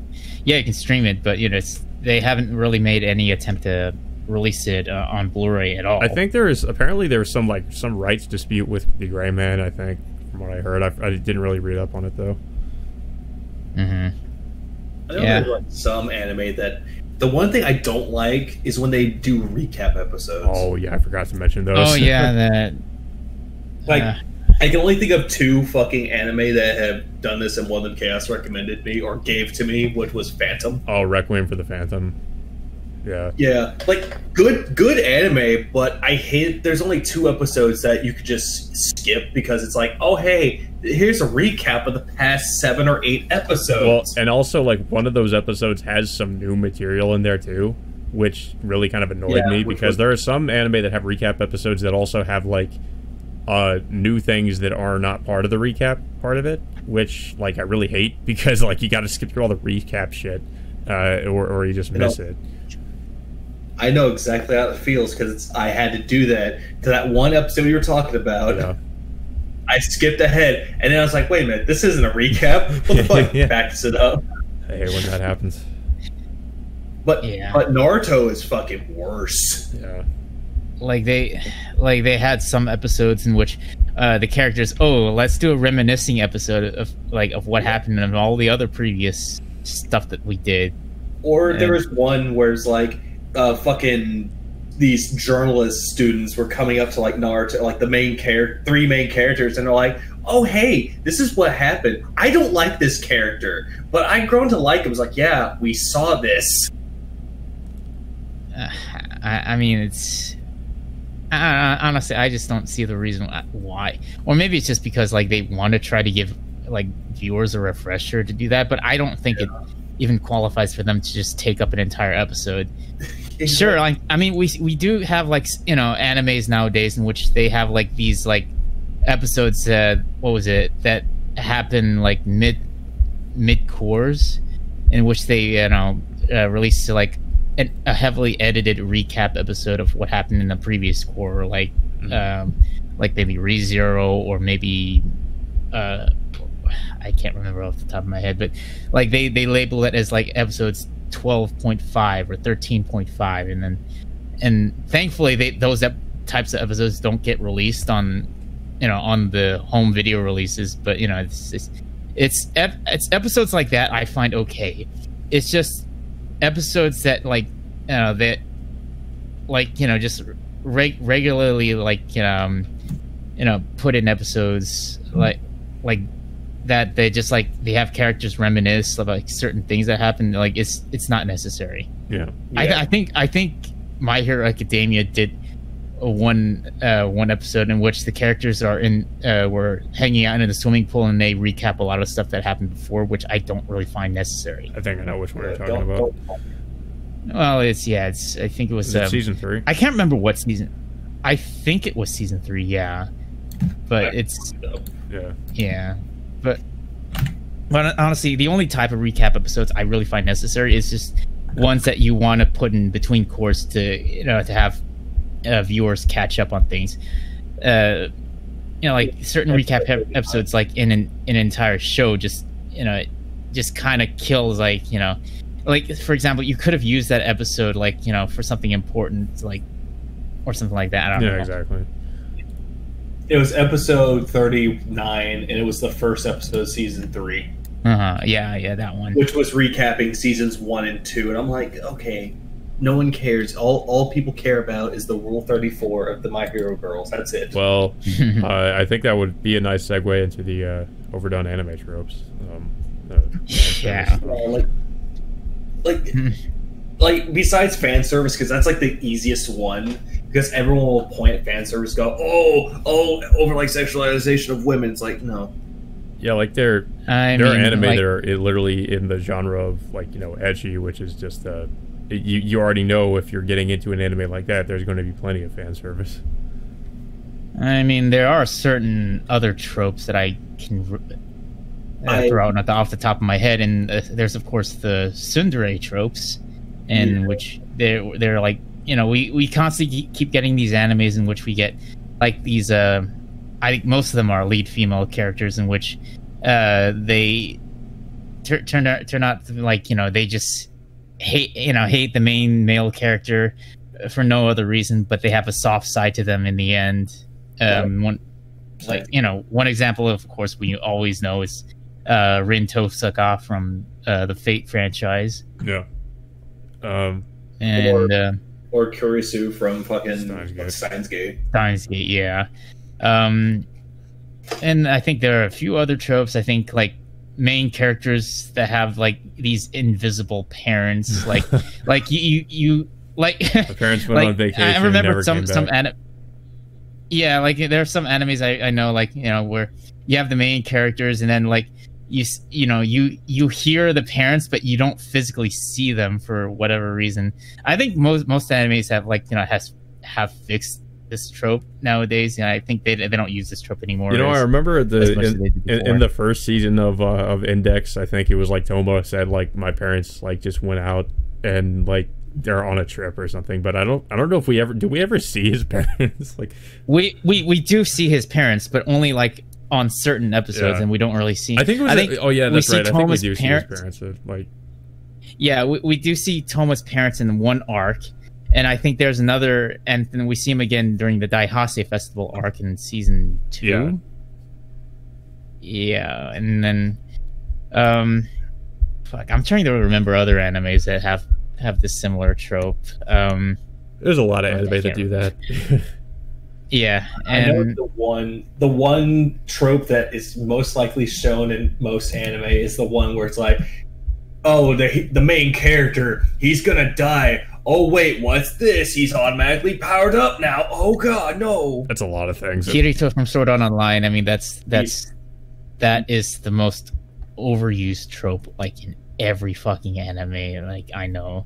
There's also just the clueless main character who doesn't really understand what like whenever women are coming onto him, he doesn't understand what's going on. Oh yeah, the whole dense as a rock personality sort of thing. Or what was I thinking of? Or it's like there's like one, like what Kaos was saying, like he has no idea like why he's actually powerful and all that. A good example would be Trigun. Or the trope where it's like, hey, you're looking for this person, he's right next to you. Nah, can't be him. And it's like, oh hey, it's him.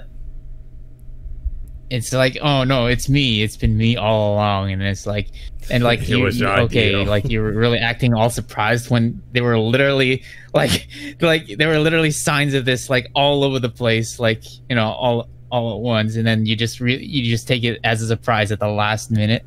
Yeah. Oh, now I'm going back to the tsundere trope. There's one anime where it has a tsundere in it, but at the same time, it's not a human. It's a fucking cat. What anime?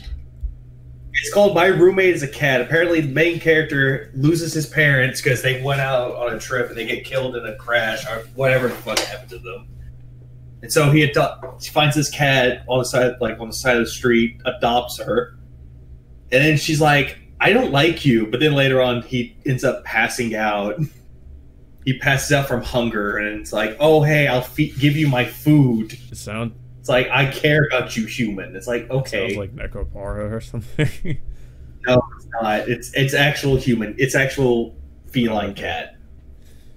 It's called My Roommate's Cat is a great anime. It's a wholesome anime. I can call it that. Let's see what other tropes, if I can remember off the top of my head. I would say not the fans are. Oh, there's a trope that always gets found in anime. The main character goes into the bathroom where a girl is bathing. Oh, you mean when the main character walks in on like a naked girl or like a half naked girl and they get embarrassed and the girl like throws something at them or something and the main character gets embarrassed.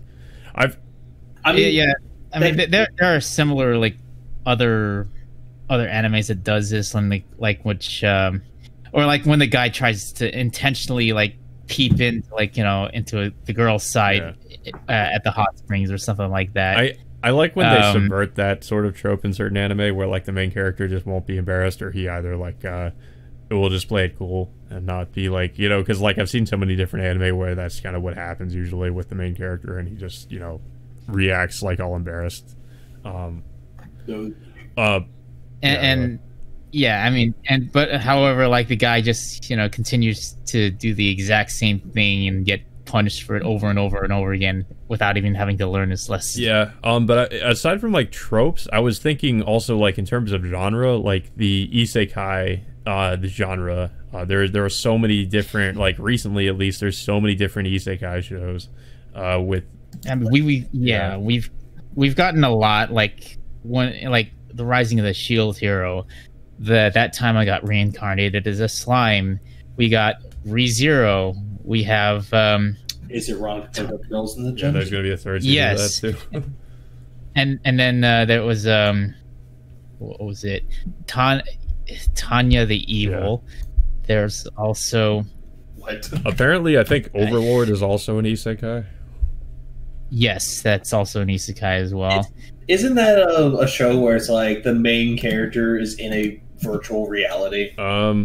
Yeah, I think so. He's in a virtual reality. Then he just, and then he wakes up like as if it's like he's in a permanent body in that in that world without any explanation of how that really even happened in the first place. I mean, they still didn't even address it like up to this point, unless the novels got to that point. But right now, I just don't know the whole reason as to how he's in that situation. But only know that that the main character who calls himself Einzel Gon is now like the supreme overlord of his kingdom, and he's super overpowered, and nobody can fucking beat him. Yeah, I've been that's another series I've been meaning to watch, but I just haven't really gotten around to watching it yet. It's weird because I have the first two seasons on Blu-ray. I mean, it's an interesting show. I mean, he, Einzel Gon is the main character, but it also focuses on a lot of different characters, like, in that world he's inhabiting. Yeah. Like some people, some say that, they're NPCs, but they have like a personality and backstory of their own. Yeah. Anyways, I think it's probably best if we move on to anime video games. Okay. Or games based off of there's a anime lot. shows. Or games that have the same art style. That's a lot. Because the first thing that come to mind for me are like the Persona games, Shin Megami Tensei, the Tales of series, Final Fantasy, also I would say. Some Final Fantasy, at least maybe. Well, I was gonna say maybe some exceptions. Here's a trope that's mostly overdone: harems. Yeah, true. Oh yeah. I mentioned it because of Conception Plus, a game where you give birth to children that acts as your soldiers in battle. Yeah, I've heard of that game. That's a weird concept. But it's like, because so I think good. wasn't the original name like it was like Conception, like please have my child or something like that. Or... Please give birth to my child. Yeah. I think it was. Hang on, let me look this up for you. Conception video game. Yep. Here's what it was called. It was called the Conception. Please give birth to my child, but they renamed it to Conception Plus, Maiden of the 12 Stars. Yeah. And there's a sequel called Children of the Seven Stars. I was also going to say, yeah, like any visual novel game too. Obviously, is anime art style. Yes. Well, speaking of like anime art style, like, well, I don't know if you guys heard of that. The new ReZero visual novel is being released stateside, I think in January 29th or something like that. Yeah. And I think there was another one before that one too, another ReZero game. It was called Death or Kiss, and I think it was like it was actually a dating set, I think. Yeah. However, for this new ReZero visual novel game, what was it? It's called Prophecy of the Throne. It's gonna have all the original English cast members voicing their characters for this game. Yeah, it's like Sean. It's pretty different. Like, I don't actually see, like, I mean, I guess the only game that comes to mind when I think of like English voice actors in like a visual novel game would be like the Danganronpa games, or maybe some of the, like the Persona spin-off games. Like, well, no, those are. Yeah, I mean, Persona 5, like, you know, has a lot of like dialogue in that game. I mean, I remember like some clips of like, you know, of the voice actors in our conventions that they would, you know, be in the studio like for hours recording all these different lines, you know, including like alternate dialogue that the main character, like, you know, chooses in particular. Yeah, I mean, there is a lot of dialogue in those games. Sorry, I'm kind of laughing at the moment because apparently Conception has an anime. It's done by Crunchyroll and Funimation. But when you go to Monica Rial's face, it looks like she looks like a massive cunt. Was she in that? Oh. Yes. And then is there a Wikipedia? Hold on, I'm gonna just. Doesn't this look like the face of a Karen? I've seen her face. Yeah. No. Yeah, I mean, well, I will say that I've personally met her during my visit to the Crunchyroll Expo back in 2017. I mean, she was all right at the time. She was like, well, she had her hair like light purple at the time when I first met her. I think I think it was light purple when I first saw her. I mean, she was all right at the time, and she's a nice person. I mean, that was before the whole, like, you know, whole Vic Mignogna thing that happened a couple of years ago. Yeah, I know like most of the voice actors usually they come off as friendly when you meet them at conventions. The only exception I've heard is Jamie Markey, which apparently Jamie Markey is not very friendly when you talk to her when she's at conventions. She acts like she doesn't want to be there. Yeah, I mean, well, she's never been to any of the conventions that I've been to so far, but, you know, it's I mean, most of the voice actors, you know, you will come across as friendly, and, like, you know, they'll interact with you, and, like, they'll probably answer most of your questions in regards to, like, you know, what future projects they'll potentially be working on. But yeah, it's yeah, but there are plenty of video games that have anime art styles. I feel like probably the most the thing we could probably say the most about really would be the next topic, which is the VTuber phenomenon. I'll say, like, I got introduced to this to the whole VTuber thing, like, just mostly by random, like, YouTube recommendations. I didn't really even know much about it until, like, I heard other people talk about it, and I also, like, saw videos about it like that. Yeah. I mean, the most notable VTuber is, of course, I-chan. That's how it's pronounced. She used to be, and then like the whole like there's this company called HoloLive, and HoloLive has a lot of these different like VTuber characters. So basically, all the different HoloLive VTubers came and just basically took over the VTuber scene.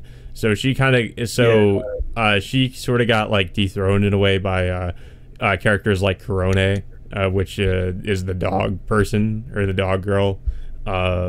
And some of these other characters that are VTubers. And apparently also the company that I think does the what was it? The fuck what was her name? There's another company that does VTuber stuff too. That has characters like Pikami, which I really like Pikami, but like you can tell it's different. Oh yeah, her. Yeah, I know who she is. The one with the spiky teeth and and the yellow hair. Yeah, I feel like more people probably know Korone because she's there's a lot of clips of her. Like that's the dog girl. She just she's kind of gets thrown around a lot. And so basically, like, okay, so the reason why VTubers I think I decided to put them on is because not just because they were kind of popular before, like not only in Japan but also in the West. So recently, the company that does the VTubers HoloLive, they decided to introduce these new cast of characters for an English version of VTubers. So it's like HoloLive English. So now we have these English speaking VTubers instead of all basically speak. Well, it's interesting because like the Japanese ones, there are some bilingual ones in there, so they would speak like Japanese and English. But now we just have, I guess, specifically like English speaking English VTubers for. I know Pikami can speak. Yeah, she's bilingual. Like she can speak like fluent English. Yeah, I mean, I think she's the only one that I know who's bilingual. There's Kiryu Coco, who's like a dragon girl, who's also bilingual. She speaks English. Apparently, I think she's actually originally from America, and she just learned Japanese. Yeah. Okay.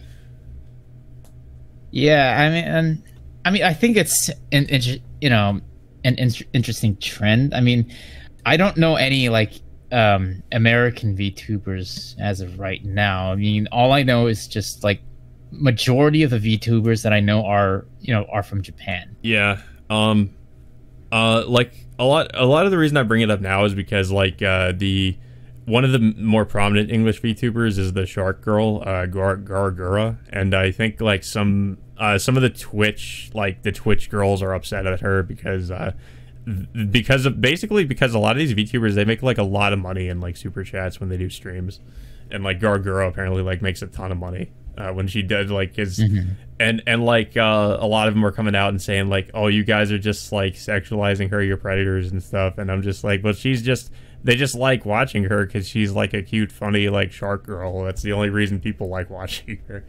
But yeah, exactly what you're talking about too. Yeah.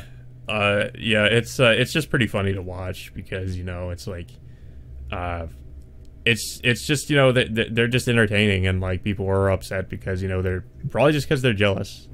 Honestly, they're just like I wish I could make that much money when I stream.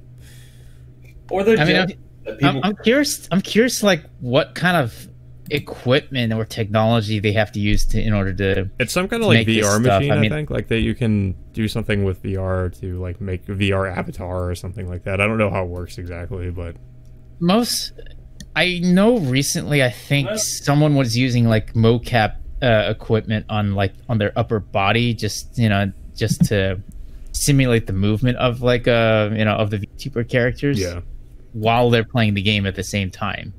So I think that could be a reason how they're able to how they're able to do it for all their VTuber performances. But honestly, I just don't know like I don't know too much on like how the process goes, and there are only like a handful of notable like VTubers that I really know, like I said, like AI Chan or Pikami and all that other stuff. Yeah. I just kind of like I found out about them before like the whole English VTuber, the whole like English thing happened, and I just like I kind of went down the YouTube rabbit hole because YouTube kept recommending me these different VTubers, and I just was like, who that like I just like looked into them where I'm like, who are these different VTubers, and so I just like did some research on them. And it's pretty interesting the stuff you find, like I mentioned with like Kiryu Coco, like because I was like she sounds like she doesn't speak like Japanese isn't her native language, and she just like but apparently she speaks fluent English. And oh yeah, another prominent one is Sakura Miko. Sakura Miko is the pink-haired girl, and she has like the shrine maiden outfit, I guess you would say. And she just like it's just funny whenever like she tries to speak English, she just she's not very good at speaking English, so it's kind of like a running joke when her trying to like learn English. So there's a video with like Kiryu Coco trying to like teach Sakura English, and like Kiryu Coco can't understand what she's trying to say. But yeah, I think it's an interesting concept. Well, I think it's like what is it says a hot new trend or just an annoyance. I think it's more of a hot new trend in my opinion. It just depends on like I think many more people are going to attempt to do this, but it's also going to depend on like on the appeal of like on how people perceive like certain VTubers, and then whether or not it'll stick to them. Yeah, because I know there are individual YouTube channels that actually do the same thing, and I mean like that do the VTuber thing. I think I also remember some almost like VTuber like anime reviewers as well, because I can't remember this like this anime reviewer, but he has like this VTuber like avatar that that reviews different animes. I think I've seen that. Yeah, I think I know what you're talking about. But yeah, there's not a lot of notable like VTuber reviewers that I know in particular. No, all the VTubers that we keep seeing are ones that do all these Let's Plays. Well, another thing aside from the VTubers too, there's also like, I mean, like it there's also like I don't know if you've heard of Project Melody, but like that's the she's basically like she's a VTuber. She does like she does do like porn stuff, but she also like just does other things too. She like is like, I guess you'd say like she's half like VTuber, and then she does the like actual hentai stuff. I know like at the time when she came out, like a lot of these different cam girls were like really upset at her and stuff, and there was like a pretty big controversy about that too, because I mean it's pretty obvious they were all just kind of jealous because they're like she's making so much money and she's just like a virtual avatar. Yeah. Then you have all these people like Pokimane trying to make it. Oh yeah, I forgot. I should. Yeah, I can't believe I didn't mention that. Yeah, yeah. Pokimane's trying to become a VTuber now because she's hopping on the bandwagon, and it's really lazy the way she did it, because it's just a virtual avatar of herself. It's like the VTuber characters are just not really. I'm pretty sure aren't actual like representations of the characters or the people who are playing them.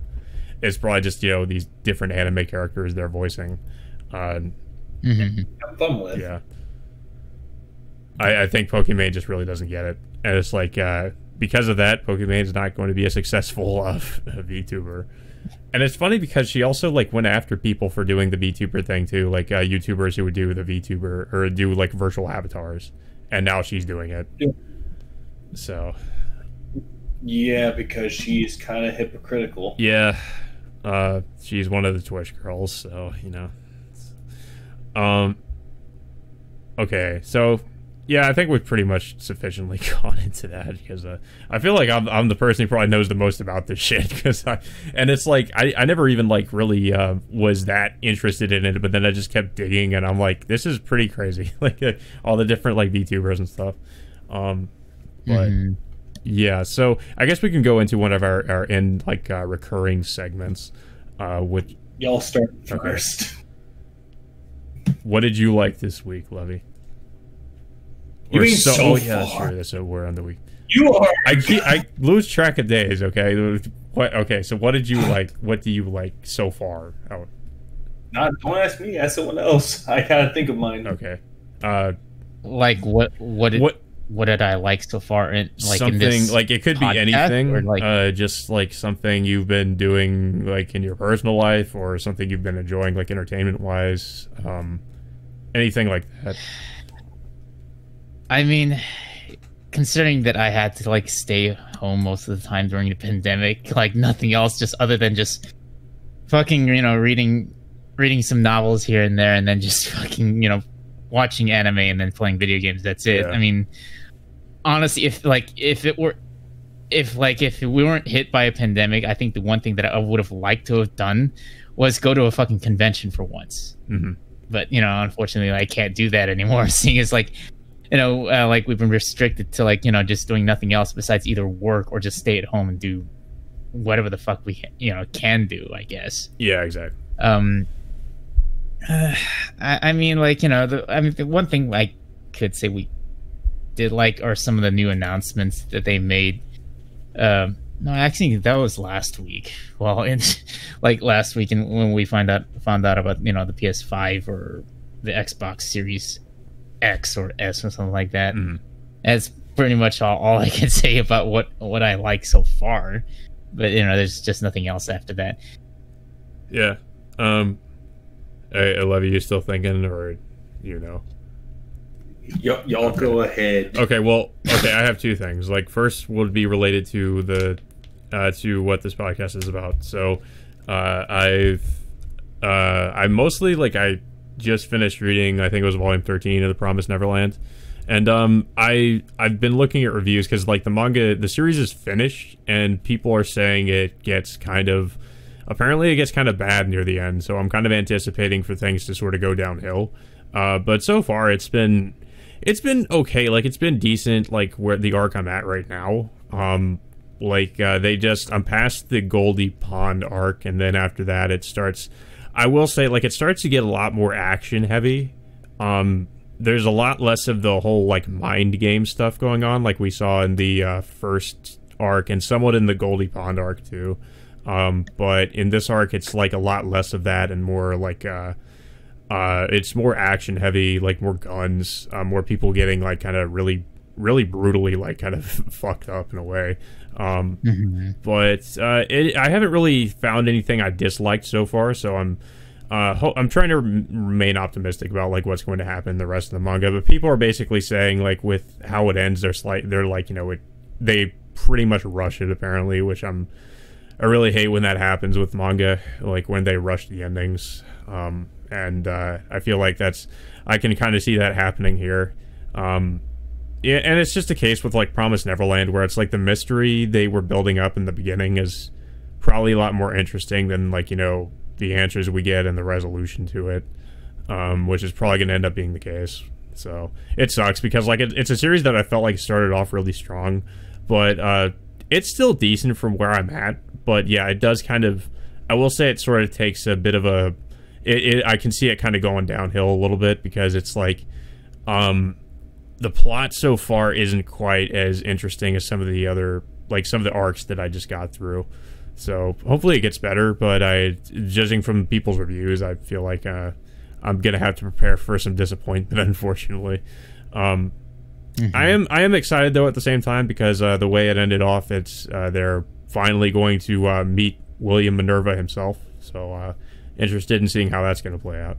But yeah, so another thing which is not related to anime that I've been getting into is the Mafia remake. I started playing that, and it's pretty good so far.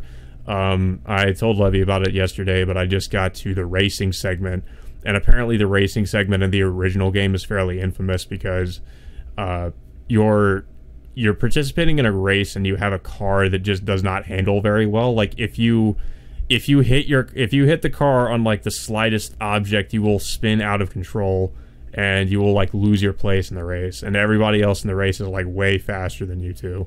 So it just depends on, like, how you handle the throttle. Yeah, like, I hear you can apparently adjust the speed of the car so where you don't have to, like, brake around every curve, because the way the racetrack is built, there's, like, a bunch of these sharp turns and you're going at, like, all these high speeds, so, like, you really need to be prepared for the sharp turn, and so you need to, like, decelerate whenever you go around the curve. I mean, the cars in that era weren't really even built for drifting at all. Yeah, and it's like a mission where it's like they're really encouraging you to go, like, really fucking fast, and meanwhile, like, I'm just struggling just to keep the car under control and not, like, go way off the racetrack or flip over or like spin out of control like it does. And it's really fucking hard just to do that. Forget about just trying to get ahead of everybody else. You're just like trying to basically maintain control of this car the whole time. And like it's a really frustrating part of the game in my opinion, and I really just cannot wait to get past it. Like somebody actually uploaded a video for the remake of the game for this segment in particular already, like just saying how you can get by it, I think in classic mode. So I'm going to try some of those techniques, and hopefully I can use that to get by this race, because it's I really want to play the rest of the game, and I feel like this is just a really annoying like obstacle in my way, just getting in the way for me. I like experiencing the rest of this game because I'm not I'm not like a really big fan of like racing games in particular, so I'm already kind of like, when I hear there's like a racing part you have to do, I'm just like, another one of these. But then I play it and it's like the worst racing like probably like the worst racing segment in a game I've probably played in a long time. I think I can't think of anything that really compares to it and how like frustrating it is. Yeah, it's just like, it's something you can't bypass. I mean, you have to do it. It's just my only advice is just like don't accelerate too much in that game. You really have to control the speed. At first, I tried like hitting all the other people's cars just to like. No, that doesn't help. You're gonna spin yourself out if you do that. Yeah, I noticed that. I tried and I went flying across the map and then fucking saying, "Hey, you wrecked the car." Yeah, you can do that too. You can destroy the car, and I didn't even know that, but you can. Yeah, you can fail the mission by just destroying the engine. I mean, there's a health bar. I think it was on the bottom left corner of the screen, which indicates your damage to the car. I didn't see that. But yeah, I think there was. I just can't remember. But yeah, I mean, overall, the game is slightly better than its original, but the combat system is still a little bit clunky at times, especially the shooting stuff. I thought you were talking about the melee, because the melee is kind of weird too. Yeah, it's weird because like it has like this counter system in which you have to press the triangle button in order to dodge, but then it's hit or miss, because sometimes I feel like I've pressed it, but then it tells me that I've missed. I know. Like I don't know. I just felt like the combat system's still a bit clumsy at times, and I don't really think it was. It's not really much of a significant improvement over the original version. Yeah, I haven't played the original, so I can't really compare it, unfortunately. But like, I've seen like comparisons of the original game and the remake, and it definitely, like, visually, it's like a huge improvement. It's a huge improvement from the original game. Yeah, visually it looks a lot better. I mean, and then I think the shooting mechanics, I mean, it could have been improved on a little bit more, but I think it's all right. I mean, I heard like the game's still pretty short. I can't remember how short it was. I was actually surprised that it's like a much more I guess you would say kind of more of a linear game than like the other two Mafia games. It is very linear. You do not get any time to I was thinking it would be like open world, but then it's like but yeah, it's like more just story based, and it's mission based, not so much you exploring around the city or anything like that. Yeah, you just, as soon as like you finish a mission, they just throw you into another mission afterwards. After that, it's something that I think they fixed for Mafia 2 and Mafia 3, in which they have like which handles like Grand Theft Auto. You can free roam, then you can just and then just start a mission whenever you feel like it. But Mafia 1, it just like throws you into like into the story like whatever. It gives you no time to do anything. I would say like, as so far at least until I finished Mafia 1, Mafia 2 is my favorite. And also just because the open world aspect in that game, like, I just feel like was done better. In Mafia 3, like, the open world aspect is just they give you a lot of busy work, and that's like what I don't like about it. It feels like you're doing a lot of chores for people, and I don't like when I have to do that in open world games, because it's not fun to do. Like with certain NPCs, like, deliver these cars to me, deliver this vehicle with these supplies to me, and it's a lot of that, and that gets really annoying after a while. Yeah. I mean, overall, it is somewhat an improvement over the original version, Yeah. but I think it could have been touched up a bit better. Yeah. But overall, it's good. I mean, it's not Game of the Year material, but it's good. That's all I can say about that. Yeah, that's pretty much my impression so far. Yes. Yeah, so you figure out what you like. So one of mine, which is like Mafia, and I actually got past the racing stage. I don't know how. Like, I mean, I guess maybe like I'll have to, like I said, I'll have to follow what the guy did in the video, because like what I'm doing, it's not working, because I'm just using the regular brake sometimes to go around the curves, and or I'm just decelerating. But like I always just restart from checkpoint every time I spin out, because I'm just thinking like I'm never gonna catch up to the other cars now. I mean, you have to do like 3 laps of the same track. I mean, I did it in the first try, not to brag or anything, but you know, it just takes time. Like once you get used to the throttle. Please clap. Yeah, it took me 5 tries though, because one, I could have gotten away with it, but then some asshole decides to speed past me, making me restart the whole thing. Yeah, it's the fucking rubber band AI is what I really hate. Yeah, like I didn't know that's the thing I hate about like the NPCs. Like the same rules don't apply to them, of course. Like they don't have to worry about when they go around the fucking bends. Like they just go around it perfectly. And meanwhile, I'm trying to keep the damn thing from running off the road. And they're also all faster than you, so they're just like going to get ahead of you eventually too. So question. Yeah. Did you know that you could pull down what are you using to play it with? A controller. The controller? Yeah. Okay. You know the button that uses to ram? Yeah. You can ram into cars? You can actually hold that down to accelerate. Really?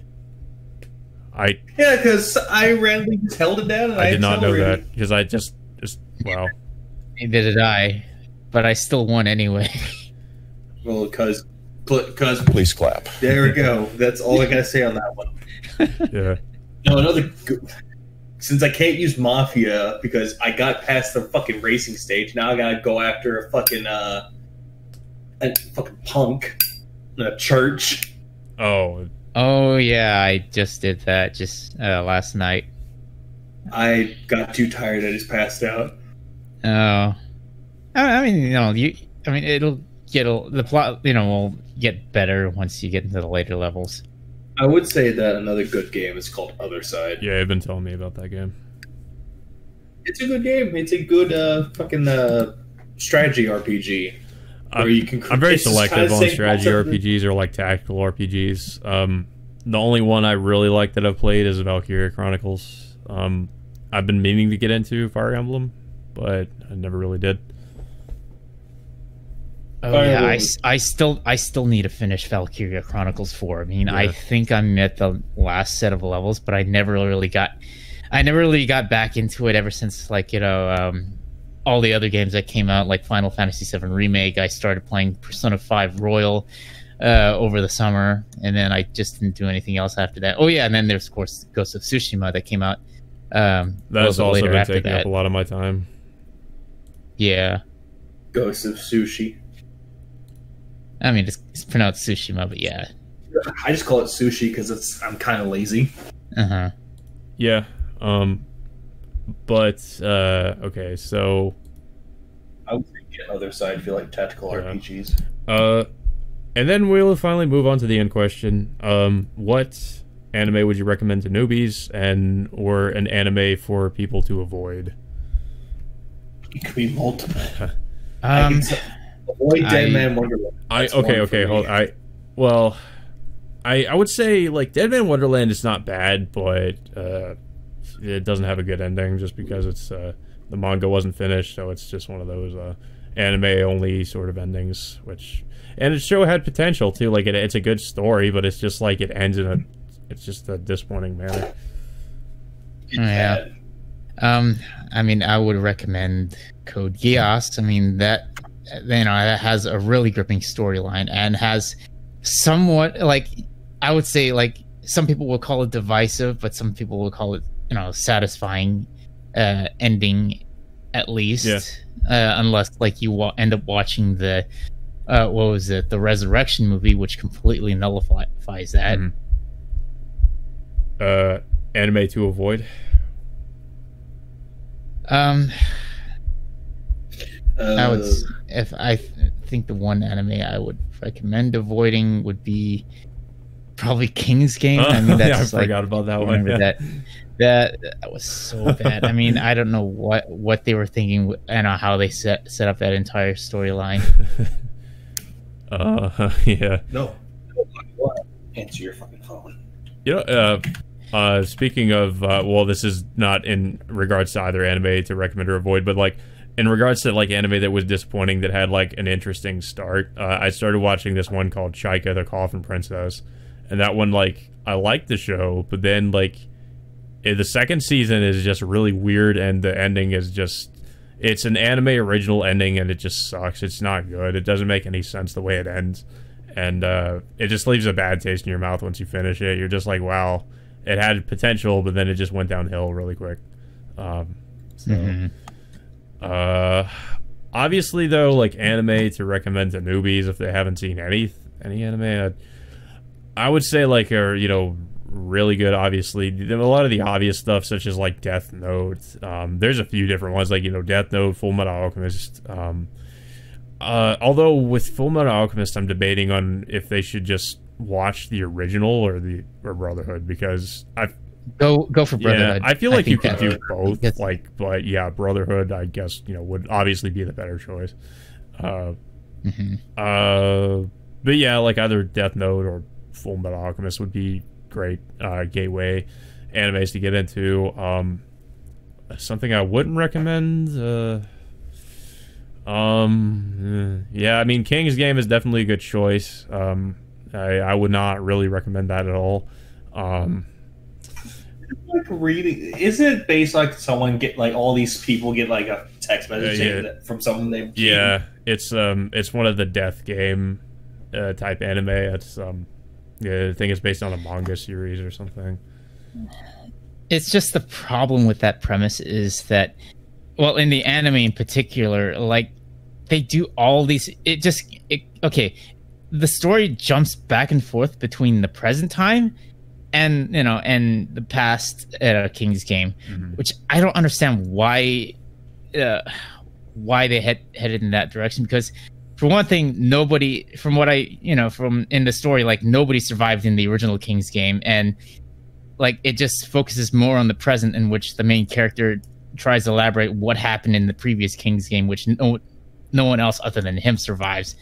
And now, like, he's dealing with another King's Game, which he's currently dealing with all these other people that he's never met before. So, and just, you know, the way these death scenes are handled are just, like, ridiculous, and, you know, and over the top. Yeah, in a bad way. because it looks interesting, but at the same time it looks bad. Yeah. Yeah, I would go with King's Game, because I'm having a hard time. Like, I can think of plenty of anime that I was disappointed with, but anime that's like outright just terrible.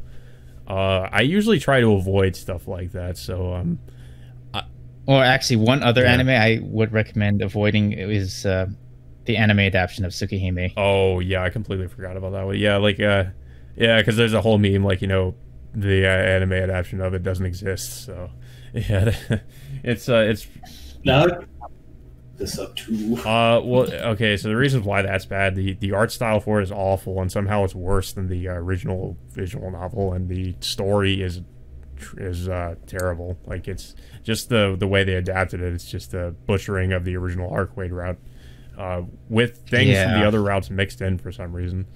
And there's also a filler episode. I don't know why there's a filler episode when the anime is only like 12 episodes.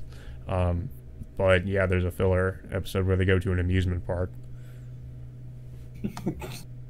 Why is it said that the Tsukihime anime does not exist? I'm hearing people talk about it doesn't exist, but I keep seeing it. Why did it acquire so much heat? There was also another anime, like, when I was really, like, first getting into anime.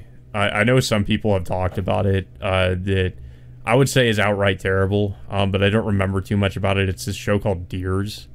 It's about these alien girls coming to Earth, and, like, it's an ecchi show. The plot is really stupid.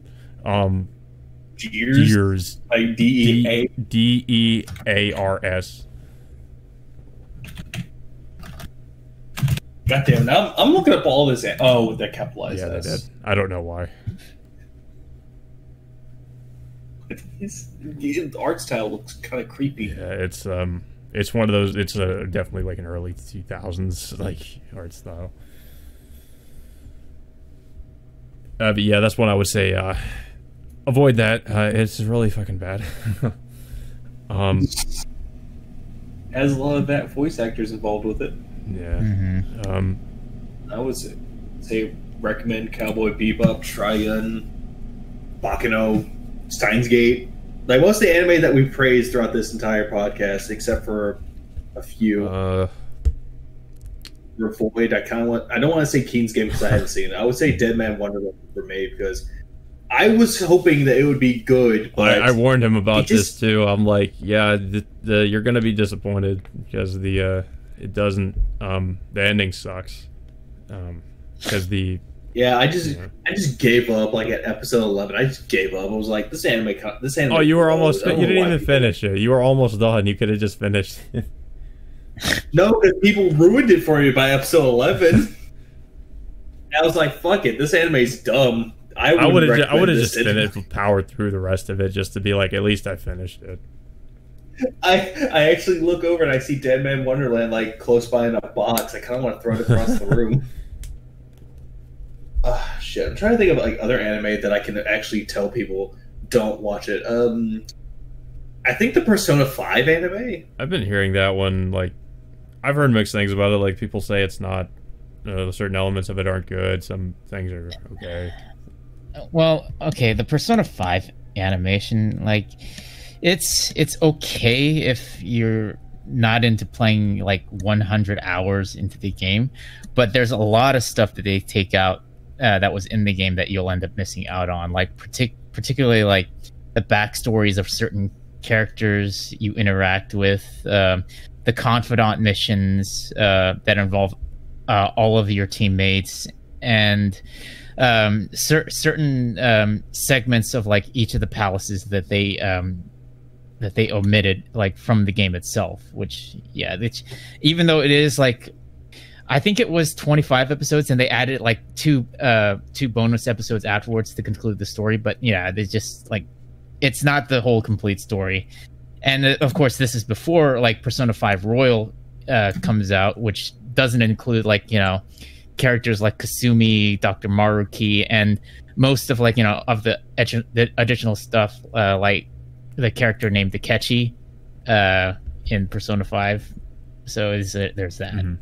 I actually liked how they handled both like the Persona 3 and Persona 4 animes. I hear those are actually, well, I watched Persona 4, but didn't really, like, I only watched the first Persona 3 movie, but I liked it so far, so that kind of sucks they didn't really, do Persona 5 justice. I mean, it's all right. I mean, the dub version, which came out recently, I think it's all right. I think that they brought back all the voice actors, the English voice actors from the game, and they really handled it very well than I expected, including like what was it? The guy who plays Joker in the game. Xander Mobius. He plays Joker in the game, even though he doesn't have a lot of lines. Yeah. To be honest, he really nailed the role. A lot better than I expected. Yeah, that's a lot of different. The Persona protagonists don't really have a lot of dialogue. Mm-hmm. But yeah, I think okay. Man, I'm trying to think of like other anime you wouldn't recommend to people. Yeah, it's fine if you can't think of any. It was just that's the only thing I can think of is just yeah. Fuck. Okay, so yeah, I think with all that being said, yeah, so I guess we can go ahead and do our plugs. I'll put mine up on the screen right now. You know where you can find me, and then I'll put up Levy's afterwards. So where can we find you, BlueSpade? Well, I mean, you can follow me on Twitter at BlueSpade70226, and I also have a YouTube channel. I don't use it for Let's Plays as much as I do anymore. It's called BlueSpade Plays. So yeah, I mean, like I said, I don't do a lot of Let's Plays, but right now I'm doing a lot of like vlog videos, like doing anime unboxings, and hopefully if I go to another convention, I'll upload those videos too. All right. Well, this has been episode 13 of the Kaotikast, the Weebcast, I guess I should call it.